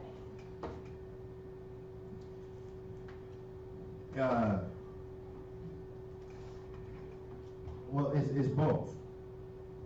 It's both. Yeah, we did sacrifice for sins, and then if we understand that the sacrifice, the sacrifice for sin, you had to give so many sheep for a trespass offering. You had to give so many bullocks for a heave offering, what have you. That if you sinned, if you kept sinning, you kept spending your wealth. That was supposed to help give you that conscience of, let me not sin because I'm throwing away my wealth. I'm gonna be broke. Let me recognize. Let me get a conscience about it. So yeah, we did sin or we did sacrifice and we did sin, but that was also supposed to be preventive. Don't let. Why, if you see a cop pull over on the side of the road, you make sure you're doing under the speed limit? You ain't trying to get a ticket. You making sure. You're aware. If you see somebody pulled over, tell me when you see somebody pulled over, you don't slow down and for the next good quarter mile, you still looking to make sure there ain't no other speed traps. You making sure that you under the speed limit because you don't want to get stopped also. It's to give you that conscience. Well, same thing with the sacrifices.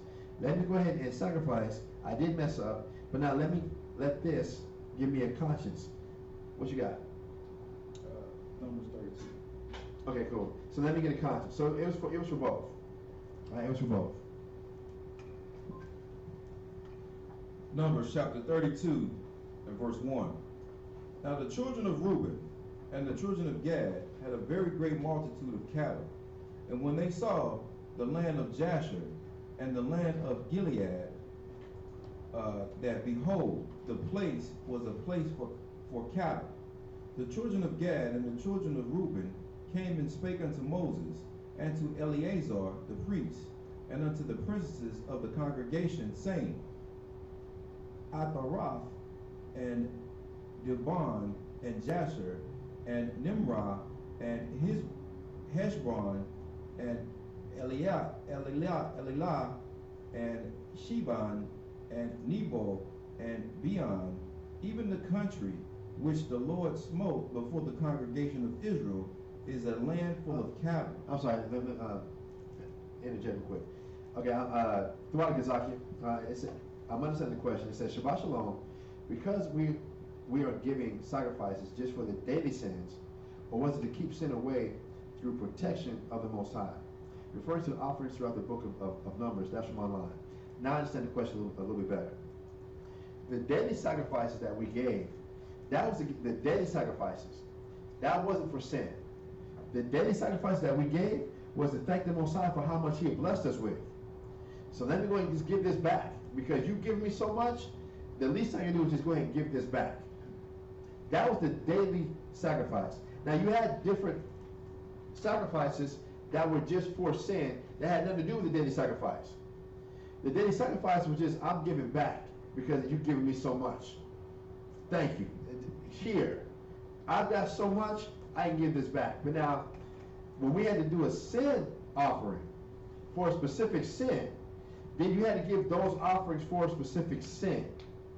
And that would be the 12 bullocks, the 5 lambs, turtle doves, what have you. So you had to give a sin offering or a trespass offering because you did sin or because you did trespass. But just the daily sacrifice, that was just, I'm just giving back to the Most High for how much He's given me. This is just my way of saying that. Let me just give something back. Come on. Yes, sir. Man, got a question. With the sacrifice, like the daily sacrifice and the sin sacrifice, only the priest ate that? Or some sacrifice we just burnt up, right? The sin offering, the trespass offering, and the heave offering, that was actually given to the priests. They ate. That was given to them. They ate that.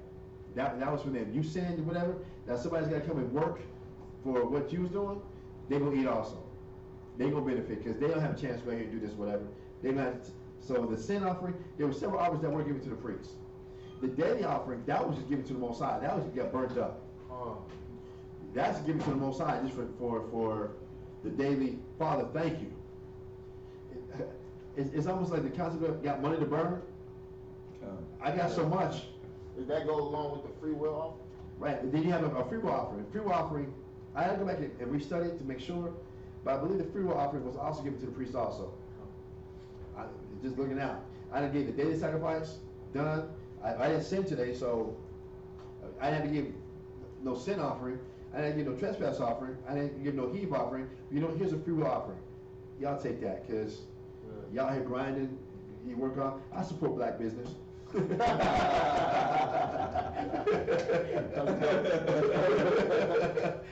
I'm down for the cause. Yeah, I'll help you out. Not a problem. We did have those going on, but as far as the daily sacrifice had nothing to do with sin. That was just the daily sacrifice of getting to the Most High. Come on, what job did we have? We didn't go pick the olives. We weren't squeezing the olives. We weren't rounding up the dung, having to chop down the hay, the wheat. We weren't doing that. We were kings and priests and queen royalty. Ned Stark, Joffrey, for Game of Thrones we had servants, slaves. We weren't dealing with that stuff. My job, Dad, so you go to the daily sacrifice? Yep. All right, see you later. That's what we dealt with. We dealt with real estate. Today they would classify it like hotel management. That I'm dealing with this whole hotel. We got to deal with all the amenities. We got to deal with the food, with the clothing, with the just daily administration. Or I had CEOs that I delegated to that this server was over this, and he reported to me, let me know, yeah, okay, this is how much you got in your gold treasure today, how much you got in the silver treasure, slaves eating. It's kind of that time of year that we're going to remake the winter clothing, but we got some alpaca, and we're gonna be making some alpaca draws for everybody. We got some silk from China, from Chile, and we were making socks with that, and we need to get your approval. Yeah. I gave my stamp of approval and kept it moving. We were on slave management, engineering. We need to build some more, a new dining hall. We need to bring this part of the castle down and do this or add to this. These props. Y'all need to make sure that the irrigation is done this way or that way, what have you. We was on I can't even say blue collar, white collar. We was on gold collar status. I'm just trying to I made that up. That we didn't.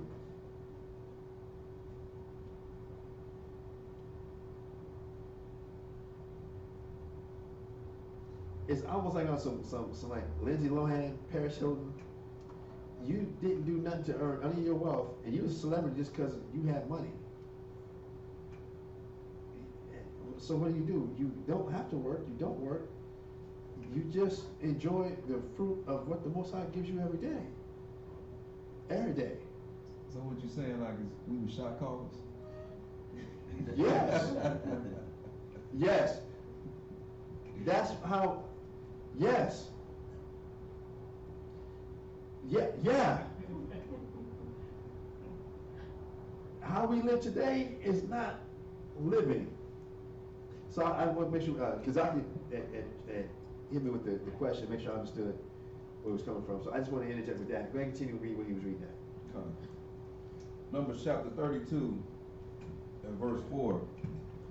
Even the country which the Lord smote before the congregation of Israel is a land full of cattle, and thy servants have cattle.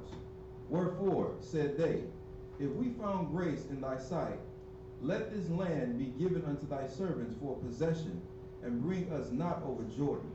And Moses said unto the children of Gad and to the children of Reuben, shall your brethren go to war, and shall ye sit here? And wherefore discourage ye the heart of the children of Israel from going over into the land which the Lord had given them?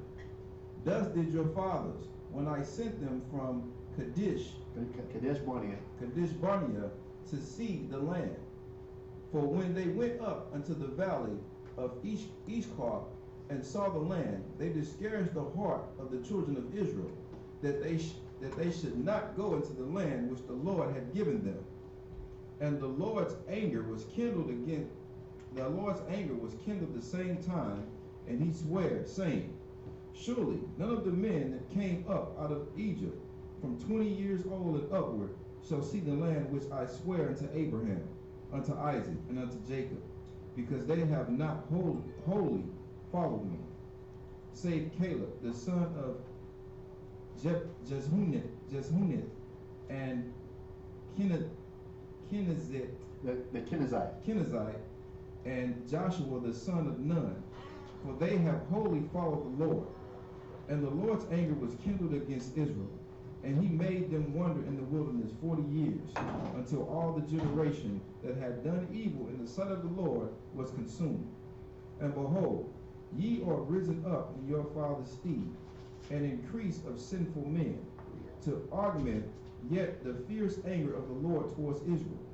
For if ye turn away from after him, he will yet again leave them in the wilderness, and ye shall destroy all this people.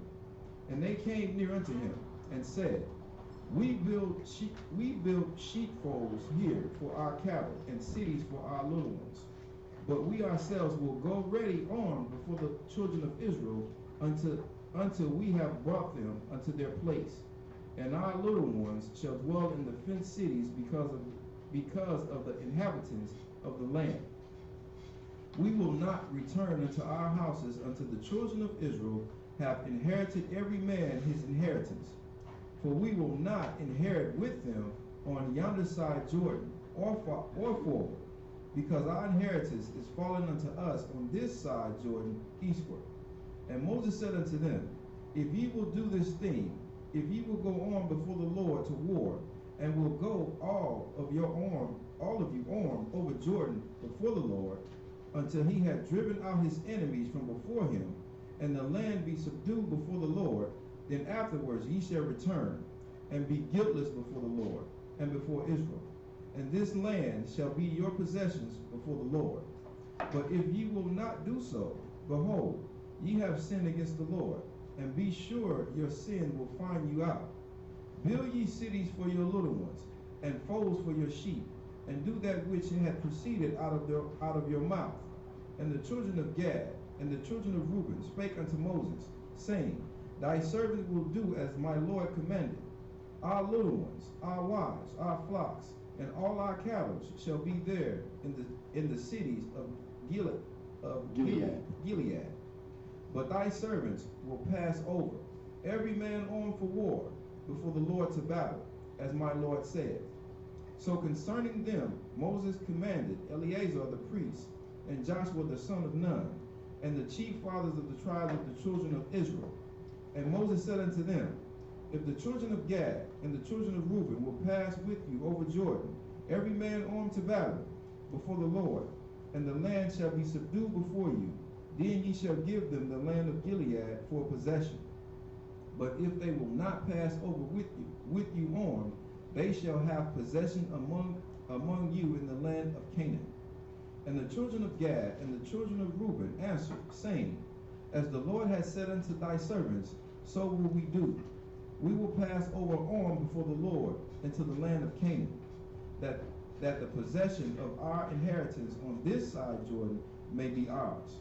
And Moses gave unto them, even the children of Gad and the children of Reuben, and unto half the tribe of Manasseh, the son of Joseph, and the kingdom of Sihon, king of the Amorites, and the kingdom of Og, king of Bashan, the land which the cities thereof in the coast, even the cities of the country round about. And the children of Gad built Dibon, and Ataroth, right? and Auror, and Adroth, Shaphan, and Jazer, and Jabiah, and Beth Nimrah, and Beth Haran, fenced cities, and folds for sheep. And the children of Reuben built Heshbon, and Eliah, and Kirjatham, and Nebo, and Baal-Menon, their names being changed, and Shipma, and gave other names unto the cities which they builded. And the children of Machar, the son of Manasseh, went to Gilead and took it, and disposed the Amorites which was in it. And Moses gave Gilead unto Machar, the son of Manasseh, and he dwelt therein. And Jar, the son of Manasseh, went and took the small towns thereof, and called them Havajar. And Nobah went and took Kenath, and the villages thereof, and called it Nobah, after his own name. Any questions about that so far? All right, continue with Numbers chapter 33, verse 1. Numbers chapter 33 and verse 1. These are the journeys of the children of Israel, which went forth out of the land of Egypt, with their armies under the hand of Moses and Aaron. And Moses wrote their goings out according to their journeys by the commandment of the Lord. And these are the journeys according to their goings out. And they departed from Ramses in the first month of the 15th day of the first month. On the morrow after the Passover, the children of Israel went out with a high hand in the sight of all the Egyptians. For the Egyptians buried all their firstborn, which the Lord had smitten among them. Upon their gods also the Lord executed judgments. And the children of Israel removed Ramses and pitched in Succoth, and they departed from Succoth and pitched in Etham, which is in the edge of the wilderness. And they removed from Etham and turned again unto Harath, which is before Baal-Zephon, and they pitched before Migdal, and they departed from before Harath, and passed through the midst of the sea into the wilderness, and went 3 days' journey in the wilderness of Etham, and pitched in Marah. And they removed from Marah, and came unto Elim, and in Elim were 12 fountains of water, and 70 palm trees, and they pitched there. And they removed from Elim, and encamped by the Red Sea. And they removed from the Red Sea, and encamped in the wilderness of Sin. And they took their journey out of the wilderness of Sin, and encamped in Dakar. And they departed from Dakar, and encamped in Alush. And they removed from Alush, and encamped in Rephidim, Right. where was no water for the people to drink. And they departed from Rephidim, and pitched in the wilderness of Sinai. And they removed from the desert of Sinai, and pitched at Kabroth Hathava. That place. And they departed from That place. Kibroth, and encamped at Hazarath. And they departed from Hazarath, and pitched in Rithmah. And they departed from Rithmah, and pitched at Ramon Perez. And they departed from Ramon Perez, and pitched in Libnah. And they removed from Libnah, and pitched at Rissah. And they journeyed from Rissah, and pitched in Kehilatha. And they went from Kehilatham, and pitched in Mount Shapar. And they removed from Mount Shapar, and encamped in Haradah. And they removed from Haradah, and pitched in Mikhelah. And they removed from Makhelah, and encamped at Tahath. And they departed from Tahath, and pitched at Tarah. And they removed from Terah and pitched in Michkan, and they went to Michkan and pitched in Hashmanah, and they departed from Hashmanah and encamped at Mosh-Rirath, and they departed from Mosh-Rirath and pitched in Beni Jahan, and they removed from Beni Jahan and encamped at Ha-Gidad,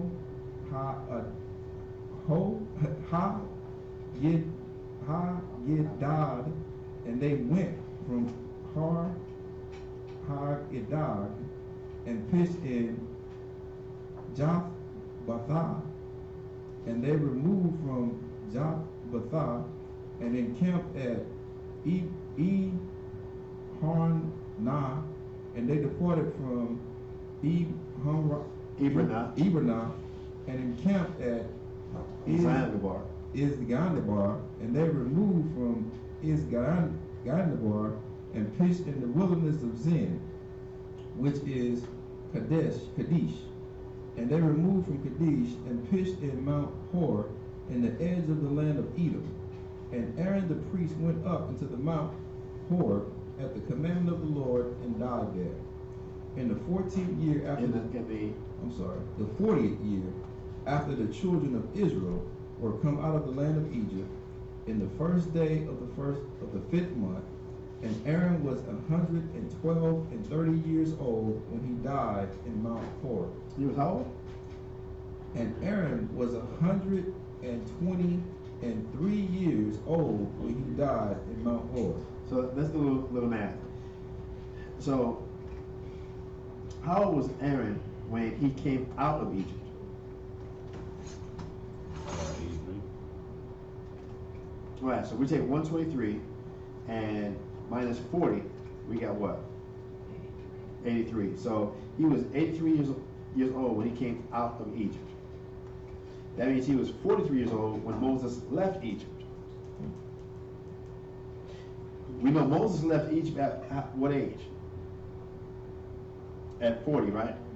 Yes. So that means Aaron, his brother, was how many years older than Moses? 3. 3 years older. All right. Aaron was Moses' older brother by 3 years. We also know that Miriam had guided or followed. Moses' ark. You know, that's interesting. I'm thinking about it.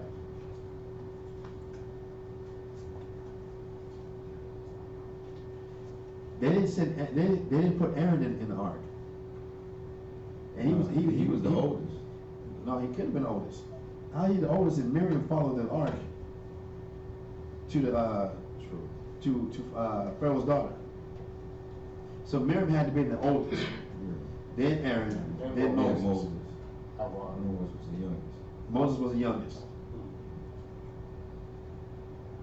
It gives you a little insight to where when Miriam started talking all that about her little brother Moses and what he had going on and why he offered what have you. Just, you know, these numbers do mean things. When we actually come back and take a look at it, all these numbers, sometimes we read these numbers and we're like, just like we was reading. And they removed from Jothbatha and encamped in Ibranah and departed from Ibranah and departed to Eziongabar and removed from Eziongabar and the wilderness of Kadesh. It's just a pool of slobber, just whatever. But when you really understand this, it was 42 different places that we pitched at. When you count 42 different places. Now, if we take 40 years and divide it by 40, I know it's in the math fast, but if you take 40 and divide it by 42, what do you got? You use calculator. Remainder. Terrible one. Right? It's less than 1.95. 0.95. So you figure, on average, we spent 9 months in each one of these places coming out of Egypt. On average. You went here for 9 months? On average? We're here for 9 months? We're here for 9 months? But we know when you go back and if you've been keeping up with the Sabbath readings, that sometimes, most times I had this we moved at night. And you might have moved just 3 days. You went a 3 days journey this way. Then you had to stop, set everything up, stayed for 12 hours. Had to repack everything and move 100 yards this way. The Most High was like just pissed at us. Y'all really think it's a waste of time? Y'all think coming out here and serving is a waste of time? Let me show you how to waste time. Let me show you what it means to waste time. You want some busy work? That's what you think this is about? Then let me show you. Cool. Break the whole camp down. Fold and pack everything. Now move right here. Woo. Stop. Unpack it all. Roll the beds out.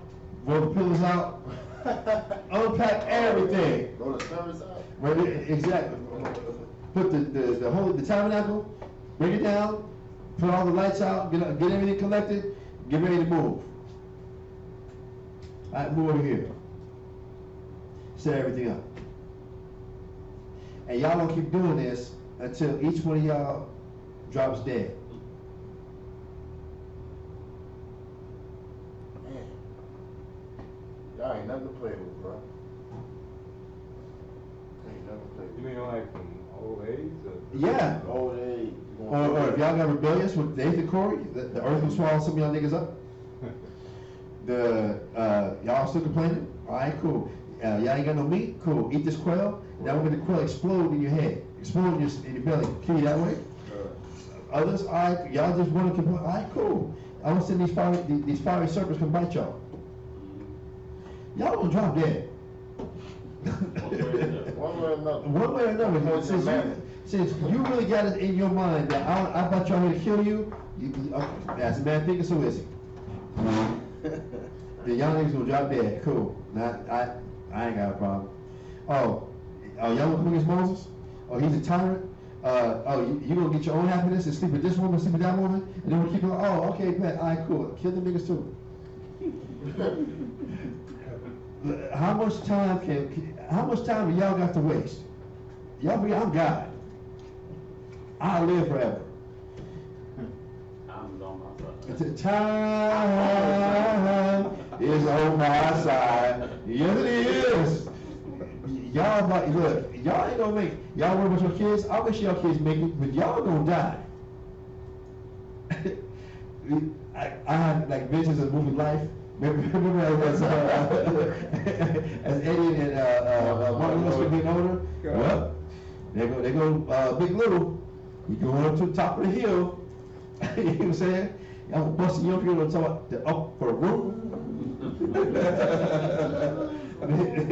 Yep, we next. Yep. Remember in life when they show everybody dying? Yep. Just wait, just you gotta wait for your turn to die. You know what's coming. You know what's coming. Well, it's just us. I can imagine how that must have been for like Joshua and Caleb, like everybody. It's been a long 40 years, man. Man, remember when we came out and did this and that, man? If only they would have listened. Damn. Imagine you the last one looking at Joshua and Caleb. Wow.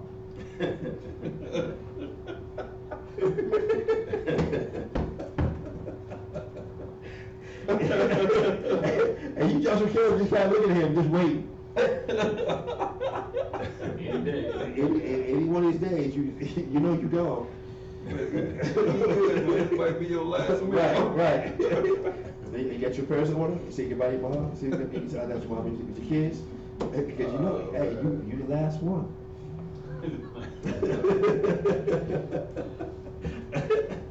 He finally gone. Moses, that's it.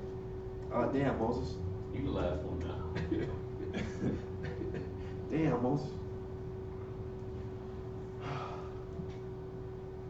Gonna miss you, man. I mean, that's all they can talk about too, though. I mean, yeah. The whole generation is dying. It's been 40 years. 40 years, bro. Hey, Moses, if you wish you could do it all over again, man, would you do anything different?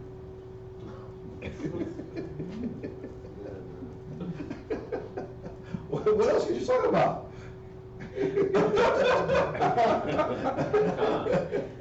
God, you right though. This is our people too. This is black folks. This is blacks, Jamaicans, Mexicans. We all just sit around just like.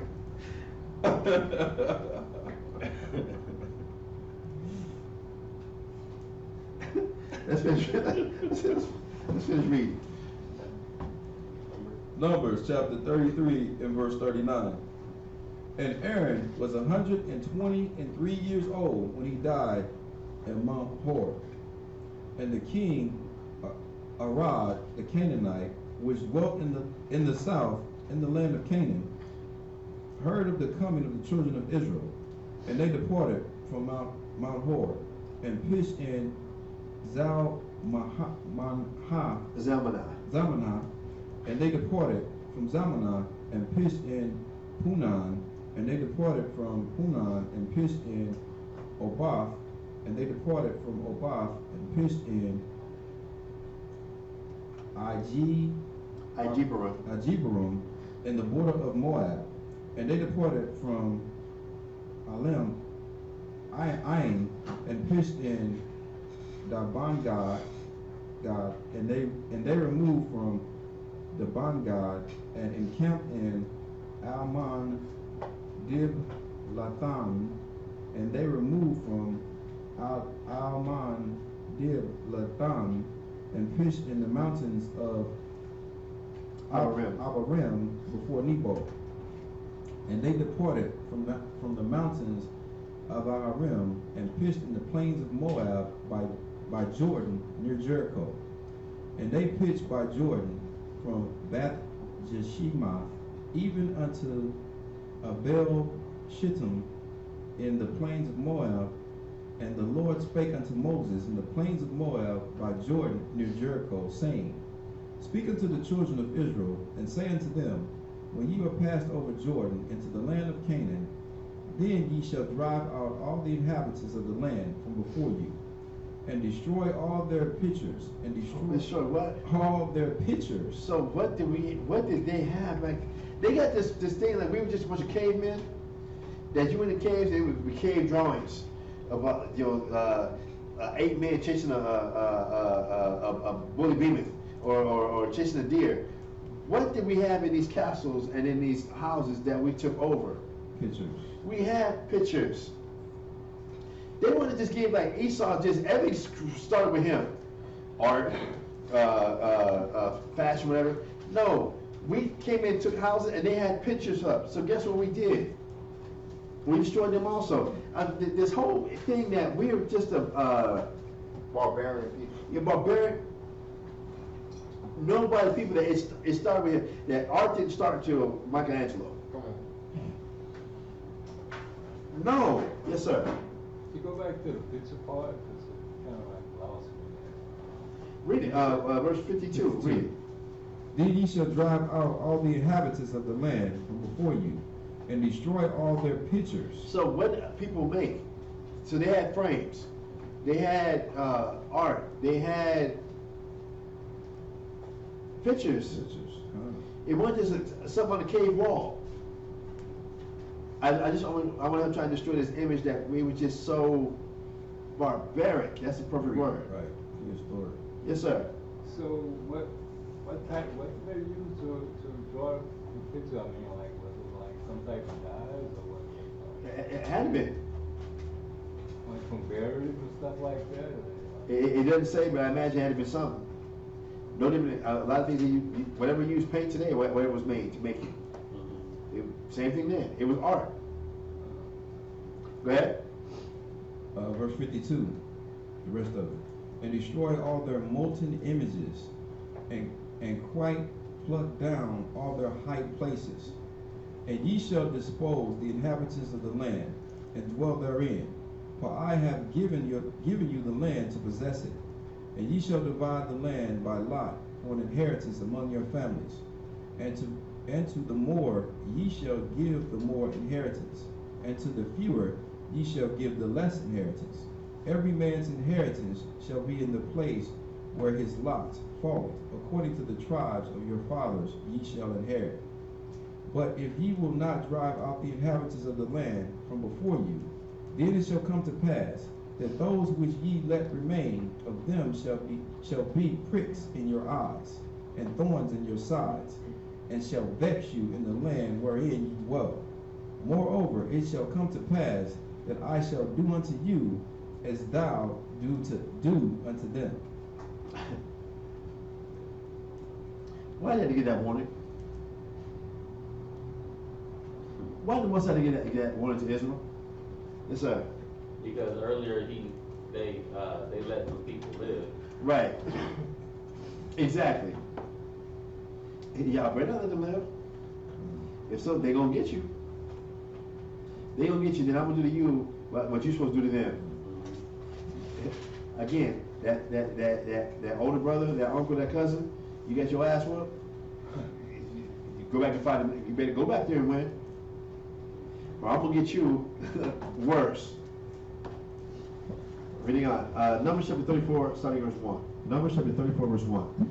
And the Lord spoke to Moses, saying, Command the children of Israel, and say unto them, When you come to the land of Canaan, this is the land that shall fall unto you for an inheritance, even the land of Canaan, with the coast thereof. Then your south quarter shall be from the wilderness of Zin, along by the coast of Edom, and your south border shall be the utmost coast of the salt sea eastward. And your border shall turn from the south to the ascent of Aquabim, and pass on to Zin. And the going forth thereof shall be from the south to Kadesh Barnea, and shall go on to Hazaradar, and pass on to Asmon. And the border shall fetch a compass from Asmon unto the river of Egypt, and the goings of it shall be at the sea. And as the western border, ye shall have the great sea for a border. This shall be your west border, and this shall be your north border. From the great sea ye shall point out for you Mount Hor. From Mount Hor ye shall point out your border unto the entrance of Hamath. And the goings forth from the border shall be to Zedad. And the border shall go from Ziphron, and the goings out of it shall be at Hazaranath, and this shall be your north border. And you shall point out your east border from Hazaranath to Shepham. And the coast shall go from Shepham to Riblah, and the east side of Ain. And the border shall descend, and shall reach unto the side of the sea of Shinnereth eastward. And the border shall go down to Jordan, and the goings of it shall be at the salt sea. This shall be your land with the coast thereof round about. And Moses commanded the children of Israel, saying, This is the land which ye shall inherit by lot, which the Lord commanded to give unto the 9 tribes and a half tribe. For the tribe of the children of Reuben, according to the house of their fathers, and the tribe of the children of Gad, according to the house of their fathers, have received their inheritance, and half the tribe of Manasseh have received their inheritance. The 2 tribes and a half tribe have received their inheritance on this side Jordan, near Jericho eastward, toward the sunrising. And the Lord spake unto Moses, saying, These are the names of the men which shall divide the land unto you, Eleazar the priest, and Joshua the son of Nun. And ye shall take 1 prince of every tribe, to divide the land by inheritance.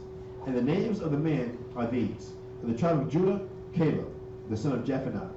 And the tribe of the children of Simeon, Shemuel, the son of Ammihud. Of the tribe of Benjamin, Elidad, the son of Chislon. And the prince of the tribe of the children of Dan, Bukai, the son of Joglai. The prince of the children of Joseph, of the tribe of the children of Manasseh, Haniel, the son of Ephah. And the prince of the tribe of the children of Ephraim, Kemuel, the son of Shiphaton. And the prince of the tribe of the children of Zebulun, Elizaphan, the son of Parnak. The prince of the tribe of the children of Issachar, Paltiel, the son of Azan. And that's where I get Azan from, just for. That's where his name comes from. Okay. And the prince of the children of the tribe of Asher, Ahihud, the son of Shelemiah. And the prince of the tribe of the children of Naphtali, Padahil, the son of Amminahud. These are they whom the Lord commanded to divide the inheritance unto the children of Israel in the land of Canaan. Chapter 35. Numbers chapter 35, verse 1. And the Lord spake unto Moses in the plains of Moab by Jordan, near Jericho, saying, Command the children of Israel that they give unto the Levites of the inheritance of their possession cities to dwell in. And ye shall give also unto the Levites suburbs for the cities round about them. And the cities shall they have to dwell in. And the suburbs of them shall be for their cattle, and for their goods, and for all their beasts. And the suburbs of the cities, which ye shall give unto the Levites, shall reach from the wall of the city and outward 1,000 cubits round about. And ye shall measure from without the city on the east side 2,000 cubits, and on the south side 2,000 cubits, and on the west side 2,000 cubits, and on the north side 2,000 cubits. And the city shall be in the midst. These shall be to them the suburbs of the cities. Verse 6. And the children among the cities which ye shall give unto the Levites, here shall be 6 cities of refuge, which ye shall appoint for the manslayer, that he may flee thither. And to them that shall and to them ye shall add 42 cities. So all the cities which ye shall give to the Levites shall be 48 cities. Them shall ye give with their suburbs. And the cities which ye shall give shall be of the possession of the children of Israel. For them that have many shall ye give many, but for them that have few ye shall give few. Everyone shall give of his cities unto the Levites according to his inheritance which he inherited. And the Lord spake unto Moses, saying, Speak unto the children of Israel, and say unto them, When ye be come over Jordan into the land of Canaan, then ye shall appoint your cities to be cities of refuge for you, that the slayer may flee thither, which killeth any person at unawares. And they shall be unto you your cities for refuge, whom the avenger, that the manslayer die not, until ye stand before the congregation in judgment. And of these cities, those cities which ye shall give 6 cities, shall ye have for refuge. And ye shall give 3 cities on this side Jordan, and 3 cities shall ye give in the land of Canaan, which shall be cities of refuge. These cities shall be a refuge, both of the children of Israel, and for the stranger, and for the sojourner among them, that everyone that killeth any person unawares may flee thither. And if he smite him with an instrument of iron, so that he die, he is a murderer. The murderer shall surely be put to death. And if he shall smite him with throwing a stone, wherewith he may die, and he die, he is a murderer. The murderer shall surely be put to death. Or if he smite him with a hand weapon of wood, wherewith he may die, and he die, he is a murderer. The murderer shall be put to death. It makes you think about all these cops killing people. I was just gonna ask too, was these cities or these suburbs, were they like holdover cities until judgment could be rendered? It'd be that, or as we keep reading, until that high priest died. Huh. When that high priest dies, then you can go back home. If you killed by accident. But as we're reading now, if you had any type of weapon or did what have you, it was on purpose. You should be more careful. Right. You should be more conscious. You're a murderer. You got to go down. Verse 19. Verse 19. The revenger of blood himself shall slay the murderer. When he meeteth him, he shall slay him. But if he thrust him of hatred, or hurl him by laying of weight, that he die, or in enmity smite him with his hand, that he die, he that smote him shall surely be put to death, for he is a murderer. The revenger of blood shall slay the murderer when he meeteth him. Remember, that high priest, he had to go to him for judgment, so everything had to be worked out. But if this man took it on himself, you kill my brother and I'm going to kill you, then you got to die. You know, if this is in effect, you can see where like the gang warfare, the Crips and the Bloods, and the Latin Kings and the Vice Lords, this would have killed it. This would have stopped all that. If you killed me by accident, cool. Give it to the city, then he's free. Let it go. But if you took it by yourself, you'll kill this person because of what they did. Now you got to die. This was why Christ came and gave us an understanding about forgiveness. Turn the other cheek. Don't just be impulsive. Yes, sir. Yeah. It's like when you're saying like, you kill by accident, like if you're in the woods and you cut down a tree, the tree falls on that man. Right. That man was an accident. He was sitting. I got to go to the refuge. Exactly. But I was just like, oh dang. And that's when I'm getting too. Yeah, you had to die also. And then you go to the city of refuge, then that high priest will be there, can go there, and they'll judge what happened. Either, okay, was it on purpose? Or did this happen? Did you take precautions? Okay, no, you got to die. Or this person, it was an accident. All right, cool, he's free, he's cool. And then I can understand why you had to have the refuge, because it wouldn't make sense for that man to stay in that city and he's still seeing the loved ones of the man he killed. Because they might want to take vengeance against him. So to keep all that confusion, to keep this vengeance from happening, let me just separate you. Let me put you over here. Quick! I'm gonna get you quick. Verse 22. But if he thrusts him suddenly without enmity, or have cast upon him anything without laying of weight, or with any stone wherewith a man may die, seeing him not, and cast it upon him that he died, and was not his enemy, neither sought his harm, then the congregation shall judge between the slayer and the revenger of blood according to these judgments. And the congregation shall deliver the slayer out of the hand of the revenger of blood. And the congregation shall restore him to the city of his refuge, whither he was fled. And he shall abide in it until the death of the high priest, which was anointed with the holy oil. But if the slayer shall at any time come without the border of the city of his refuge, whither he was fled, and the revenger of blood find him without the borders of the city, or his refuge, and the revenger of blood kill the slayer, he shall not be guilty of blood, because he should have remained in the city of his refuge until the death of the high priest. But after the death of the high priest, the slayer shall return unto the land of his possession.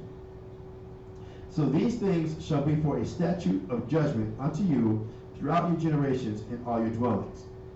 Whoso killeth any person, the murderer shall be put to death by the mouth of witnesses. But one witness shall not testify against any person to cause him to die. Moreover, ye shall take no satisfaction for the life of a murderer, which is guilty of death, but he shall surely be put to death. I mean, you couldn't ransom or pay bail to get out of it. He had to die. Verse 32. And ye shall take no satisfaction, verse 33. So ye shall not pollute the land wherein you are. For blood it defileth the land, and the land cannot be cleansed of the blood that is shed therein, but by the blood of him that shed it. Defile not therefore the land which ye shall inhabit, wherein I dwell, for I the Lord dwell among the children of Israel. I'm going to read real quick these next 13 verses. Numbers chapter 36, verses 1 through 13. And the chief fathers of the families of the children of Gilead, the son of Mashir, the son of Manasseh, of the families of the sons of Joseph, came near, and spake before Moses, and before the princes, and the chief fathers of the children of Israel.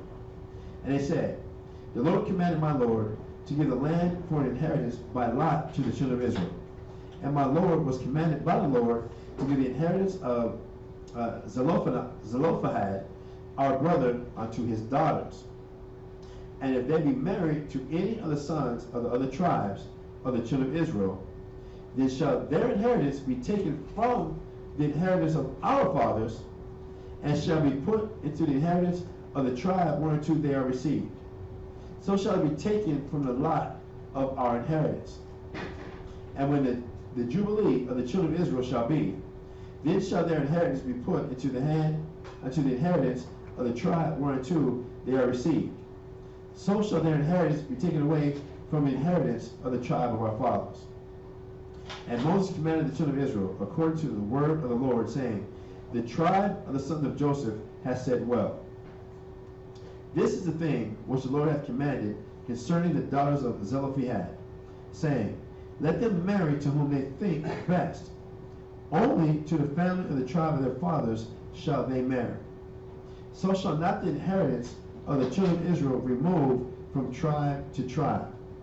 For every one of the children of Israel shall keep himself to the inheritance of the tribe of his fathers. I was like, how you do kids?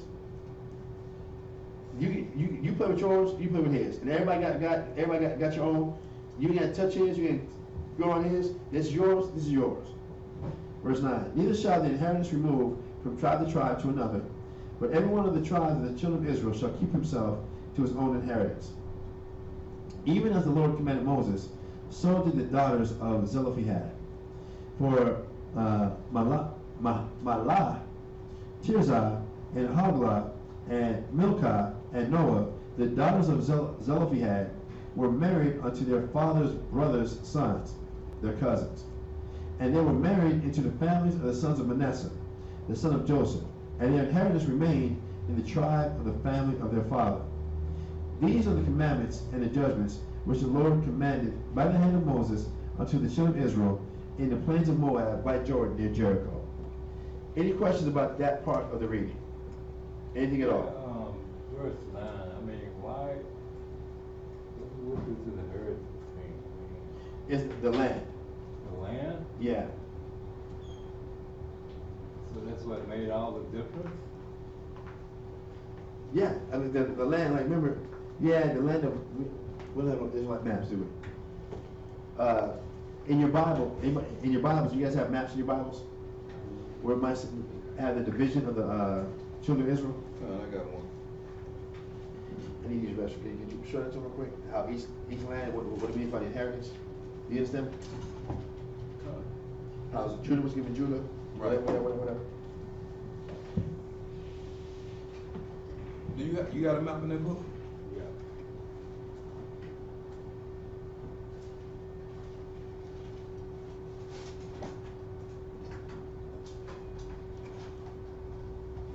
Yeah, each tribe was given its own land. The only tribe that didn't get land was the tribe of Levi. That was the only tribe that didn't get any land. And if you can find a map, then you can see where the land was divided between the tribes. I have. You got one? Yeah, it has the allotments and the city versus. So you can see. Cause I got a map in mind also. And you can see at the top where Asher has his land, Naphtali, Zebulun, Issachar. They have East Manasseh, Gad, Manasseh, Ephraim, Dan, Benjamin, Reuben, Moab. What? Just count that. Judah and Simeon. But you can see where all the tribes got land, and the land was named after the tribe.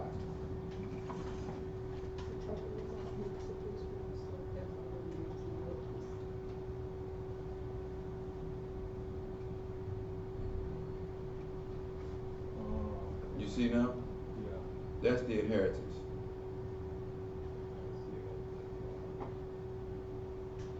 Okay, kind of like you got.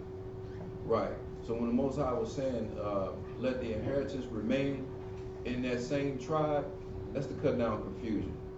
So what belongs to the tribe of Ephraim, let it stay in the tribe of Ephraim from generation to generation. So you wouldn't have the tribe of Judah come back later on and say, no, that's mine. No, this has been in our family's tribe for years, for centuries. This belongs to us. So the Most High was like, to cut the confusion down, let this land remain to this tribe forever. Make sense? Thank you.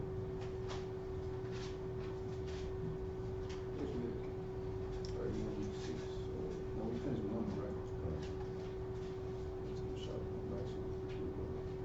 Jeremiah, chapter 2.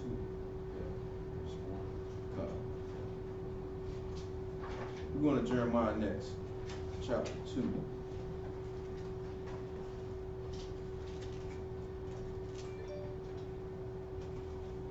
Yeah, we're going to the book of Jeremiah, chapter 2. And we're going to start at verse 4. We're going to read all the way to verse 20.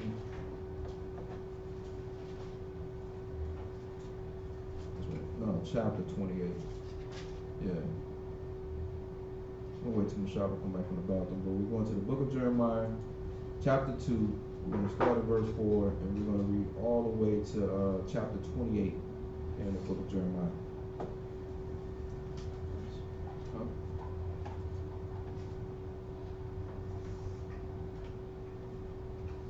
I'm sorry. We're going to read chapter 2 from verse 4 to verse 28, and then we're going to chapter 3, verse 4. A whole lot of this, the whole book of Jeremiah.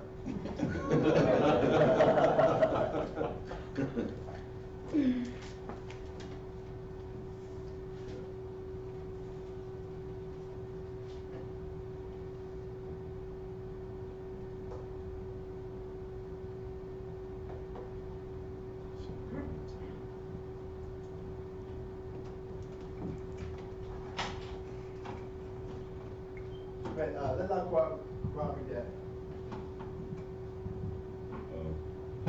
Jeremiah chapter 2, verse 4. Hear ye the word of the Lord, O house of Jacob, and all the families of the house of Israel. Thus saith the Lord, what iniquity have your fathers found in me, that they are gone far from me, and have walked after vanity, and are become vain? Neither said they, where is the Lord that brought us up out of the land of Egypt, that led us through the wilderness, through a land of deserts and of pits, through a land of drought, and of the shadow of death, through a land that no man passed through, and where no man dwelt. And I brought you into a plentiful country, to eat the fruit thereof and the goodness thereof. But when ye entered, ye defiled my land, and made mine heritage an abomination. The priest said not, where is the Lord? And they that handle the law knew me not. The pastors also transgressed against me, and the prophets prophesied by Baal, and walked after things that do not profit. Wherefore I will yet plead with you, saith the Lord, and with your children's children will I plead. Right, we come back and understand like the wealth and the riches and how great that land was, how much vegetation it was, how much cattle, how much crops. The coming into castles, coming into the furniture made of gold, coming into the jewels, the servants, the handmaids, the slaves that we had. The Most High has asked the question, I go, where have I done y'all wrong that y'all done this to me? What did I not provide and give y'all that y'all that every chance you get, you are disloyal? Every chance you get, what did I do to you to deserve you to treat me this way? Why you treat me so bad? I don't know why, baby. I'm old. I'm sorry. Why do you treat me this way? This is the question most times we're asking. What did I not provide for you? What was not there that I got to get treated this way? I can see if I did y'all wrong. What wrong did I do to y'all that y'all are just disloyal, unappreciative, and act like I've been your enemy? You always talk about it was better if you go back to Egypt. You always throwing that in my face, like your last man, your last lover did you better. The nigga used to beat you. He used to do this to you. He treated you bad. What am I doing to you now that I deserve this? I gotta go to New Jack City.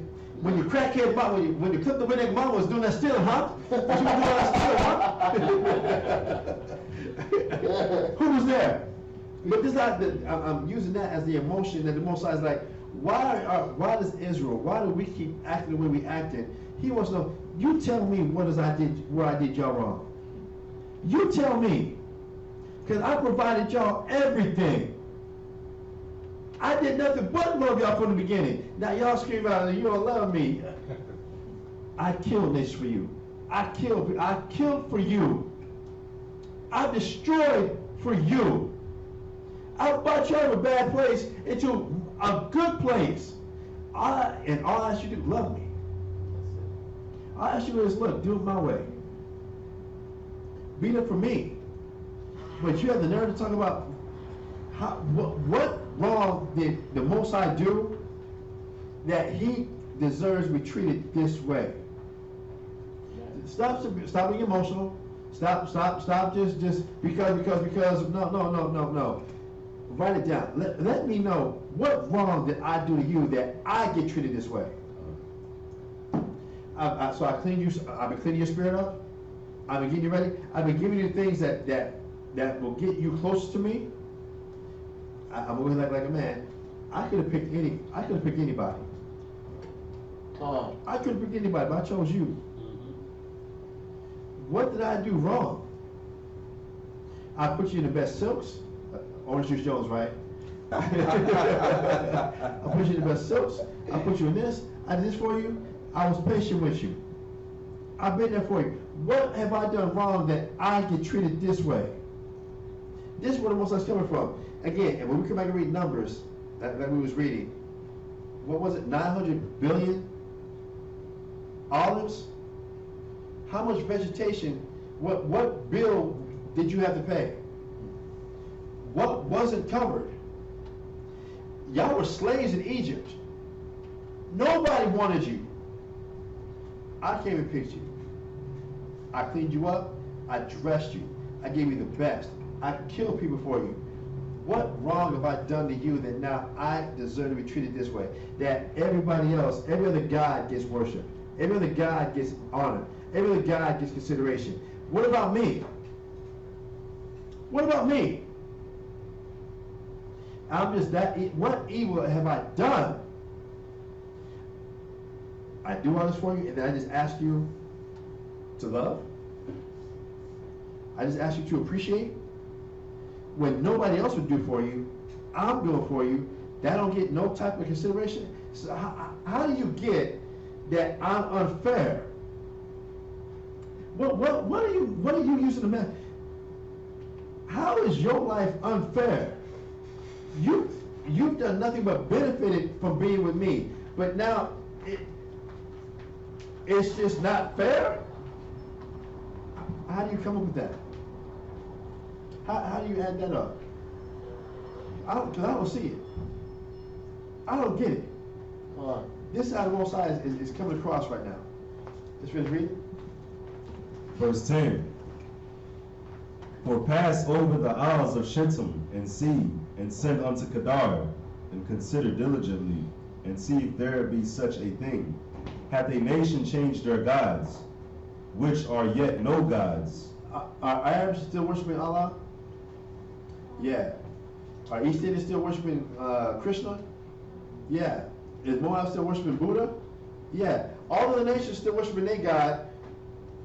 No other nation ever changed their God. The only one who changed their God is Israelites. You worship any and everything else. What is God done that he don't get that honor? Come on, man. Read.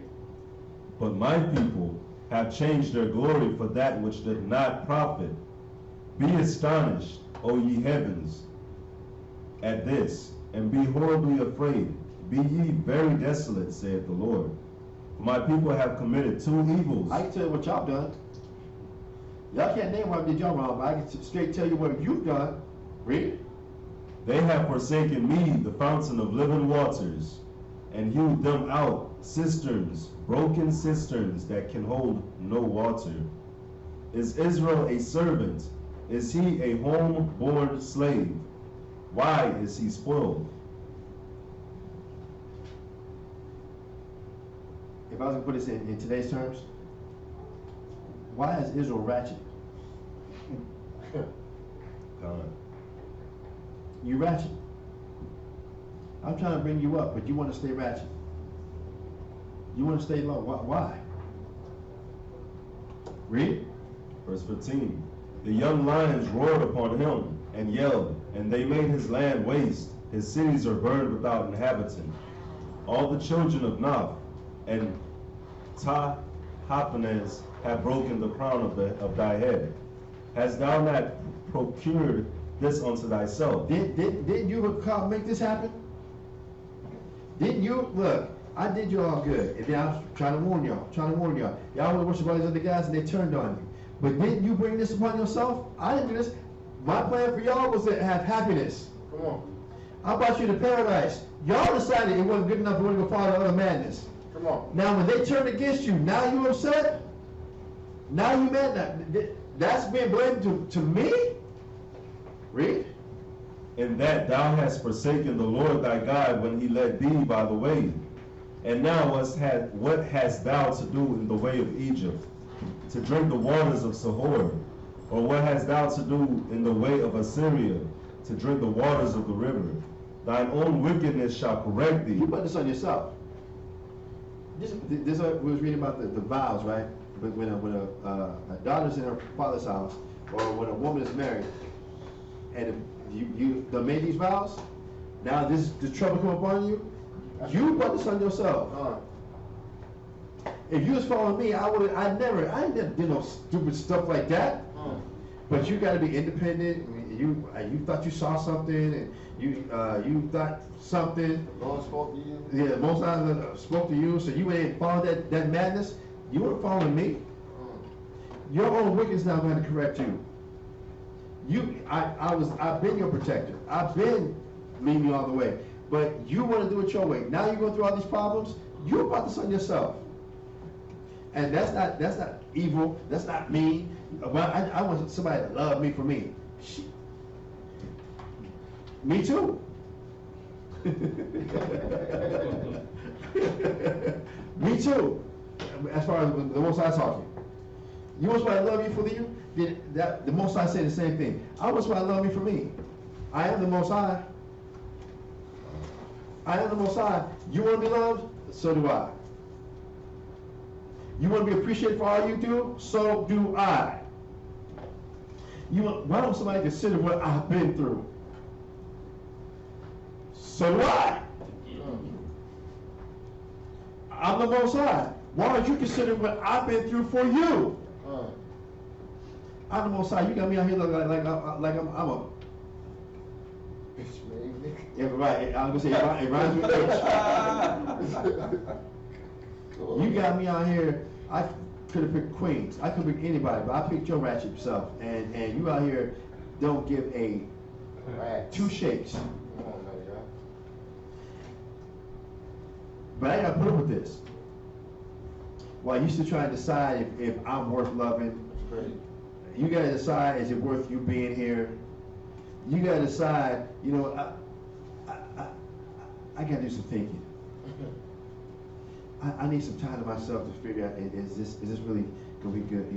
Is this gonna work out for us? That's crazy. The F you mean work out for us? Everything you got going is gonna be a benefit to you. What the?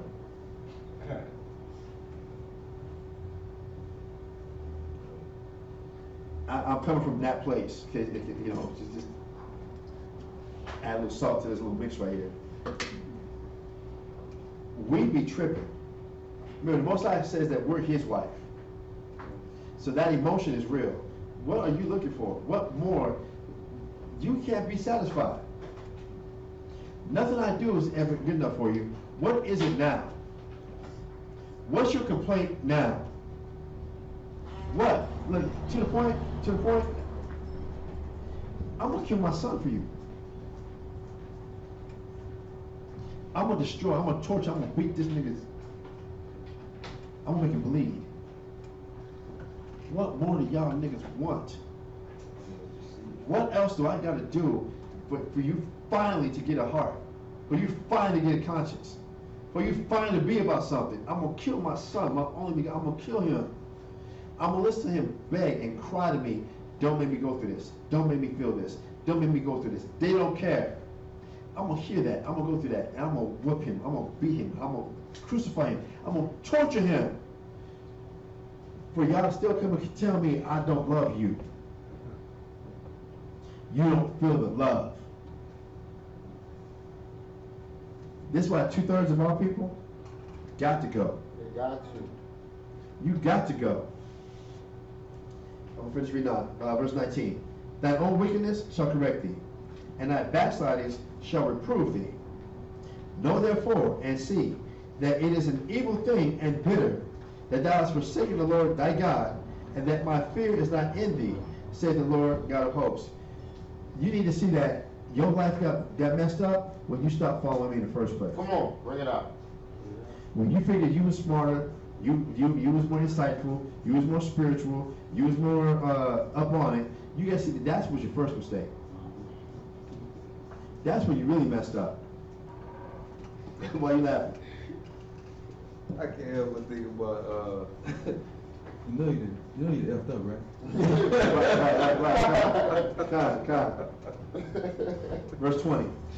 For of old time I have broken thy yoke, and burst your bands. And thou said, I will not transgress. When upon every high hill, and under every green tree, thou wanderest playing the harlot. How many trees are in the forest? Many. And if you understand what he said, and you slept with, and you had sex with someone under every damn tree. Oh, you was home. If you want to call it that. With today's term, Today's term, what the kids say, that they call it a thought. Right. That hole over there? Right. You literally slept with any and everybody under every tree. There's nowhere you can look that you're not reminded of how you slept with someone. Everywhere you look, you had sex with someone. You lay down with every religion, every philosophy, every doctrine. Everybody else was able to get in your head but me. They got in your head, they got in your pants, but now I can't, now I'm supposed to understand how your hurts. I'm supposed to understand what you've been through and what you've been struggling with. But for everything I provided for you in the first place, why don't you consider what I did for you? Why are you always the victim? Why are you always the victim? How come it's never your fault? Verse 21. Yet I have planted thee a noble vine, wholly a right seed. From the beginning, I have nothing but good for you. I got nothing but love for you, baby. How then art thou turned into the degenerate plant of a strange vine unto me? I never intended this for you. How did you become a degenerate, ratchet ass person? Verse 22. For though thou wash thyself with nitrate, and take thee much soap. Nitrate is like lye, like the extreme bleach. Yet thine iniquity is marked before me, said the Lord God. I can't get out of my head how you be with everybody else. Oh, but now I'm holding a grudge. Every time I look at you, I can't get out of my head what you've done. And every time you show me, you're ready to go back to that same type of behavior. But I'm supposed to say nothing. I'm supposed to love you for you. How canst thou say, I have not polluted? I have not gone after Balaam. See thy way in the valley? Know what thou hast done. Look back at every person you had sex with. You got to look and see what kind of person you are. Thou art a swift dromedary traversing your ways. You're like a fast-ass camel just going back and forth, back and forth, back and forth. Verse 24. A wild ass used to the wilderness. And you can take a person out the city, but you can't take the city out the person? Yeah, come. A wild ass used to the wilderness, that snuffeth up the wind at her pleasure. Whatever smells good to you or feels good to you, you chase that. And her occasion, who can turn her away? And then you get stubborn about it. All they that seek her will not worry themselves. In her month they shall find her. You'll get wore out, somebody will catch you. Withhold thy foot from being unshod, and thy throat from thirst. But thou sayest, there is no hope. No one cares. No one loves. I might as well stay like this. For I have loved strangers, and after them will I go. As the thief is ashamed when he is found, so is the house of Israel ashamed. They, their kings, their princes, and their priests, and their prophets, saying to a stock, thou art my father, and to a stone like Allah, and to a stone, thou hast brought me forth. For they have turned their back unto me, and not their face. But in the time of their trouble, they will say, arise, save me. But where are your gods now? That thou hast made for you. Let them arise, if they can save you in the time of your trouble. For according to the number of thy cities are your gods, O Judah. Like you go into our neighborhoods, and there's a church on every corner in our neighborhoods. Look, y'all been calling on them, so where are they now? Y'all wanted this, so why are you calling me now? Look at me now. Cool. Let's go ahead and, we're going to finish up. We're going to complete the reading here. For those that are tuned in and those here in class, because it's 1 o'clock, we need to get ready for to serve the food. We're also going to read Matthew chapter 5. Can we read this real quick? Too quick. 3 and 4. 34, 33 through 37. You got that? Let's get Matthew chapter 5, verse 33 through 37, and James 4, 1 through 12. Let's do it quick. So we get this done. Yeah, 3 is Verse verse 4. 4. It's just Jeremiah. 3 and 4. It's one verse. Let's read it then, yeah. I'm ready to come up. Jeremiah chapter 3, verse 4. Wilt thou not from this time cry unto me, my Father, thou art the God of my youth? And now you're in all this trouble, and all of a sudden, when are we going to finally turn to the Most High and start doing things the way He wants it done so He can't come to save us? All right? We're going to do with that, bro. We're going to do with that. It's already 1 o'clock, and I was asked. So, with that, thank you for tuning in. For those that would like to continue in the reading, we're going to read, to complete the Sabbath readings. It's Matthew chapter 5, verses 33 through 37. And then James chapter 4, verses 1 through 12. All right? That will complete the reading for today's Sabbath day. And this time, like I said, thank you for those that tuned in. And please tune in next week where we'll be able to go ahead and get, I'm not sure if Thabo will be back or Kazaki or how it's going to work. But please continue to log in to isbhpk.com or on YouTube, I'm sorry. The Israelite School of Biblical History and Practical Knowledge, or Kazakia Live, where every Monday and Wednesday we have our live classes that you can tune in. If you have any more questions, but any of the Sabbath readings or any question at all, you can log in and get your question asked and answered, and we'll answer through the scriptures.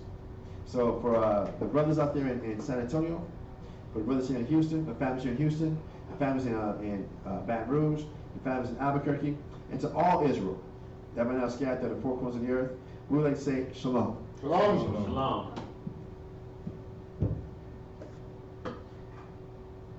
All right, we just finish the prayers up, we get out of here.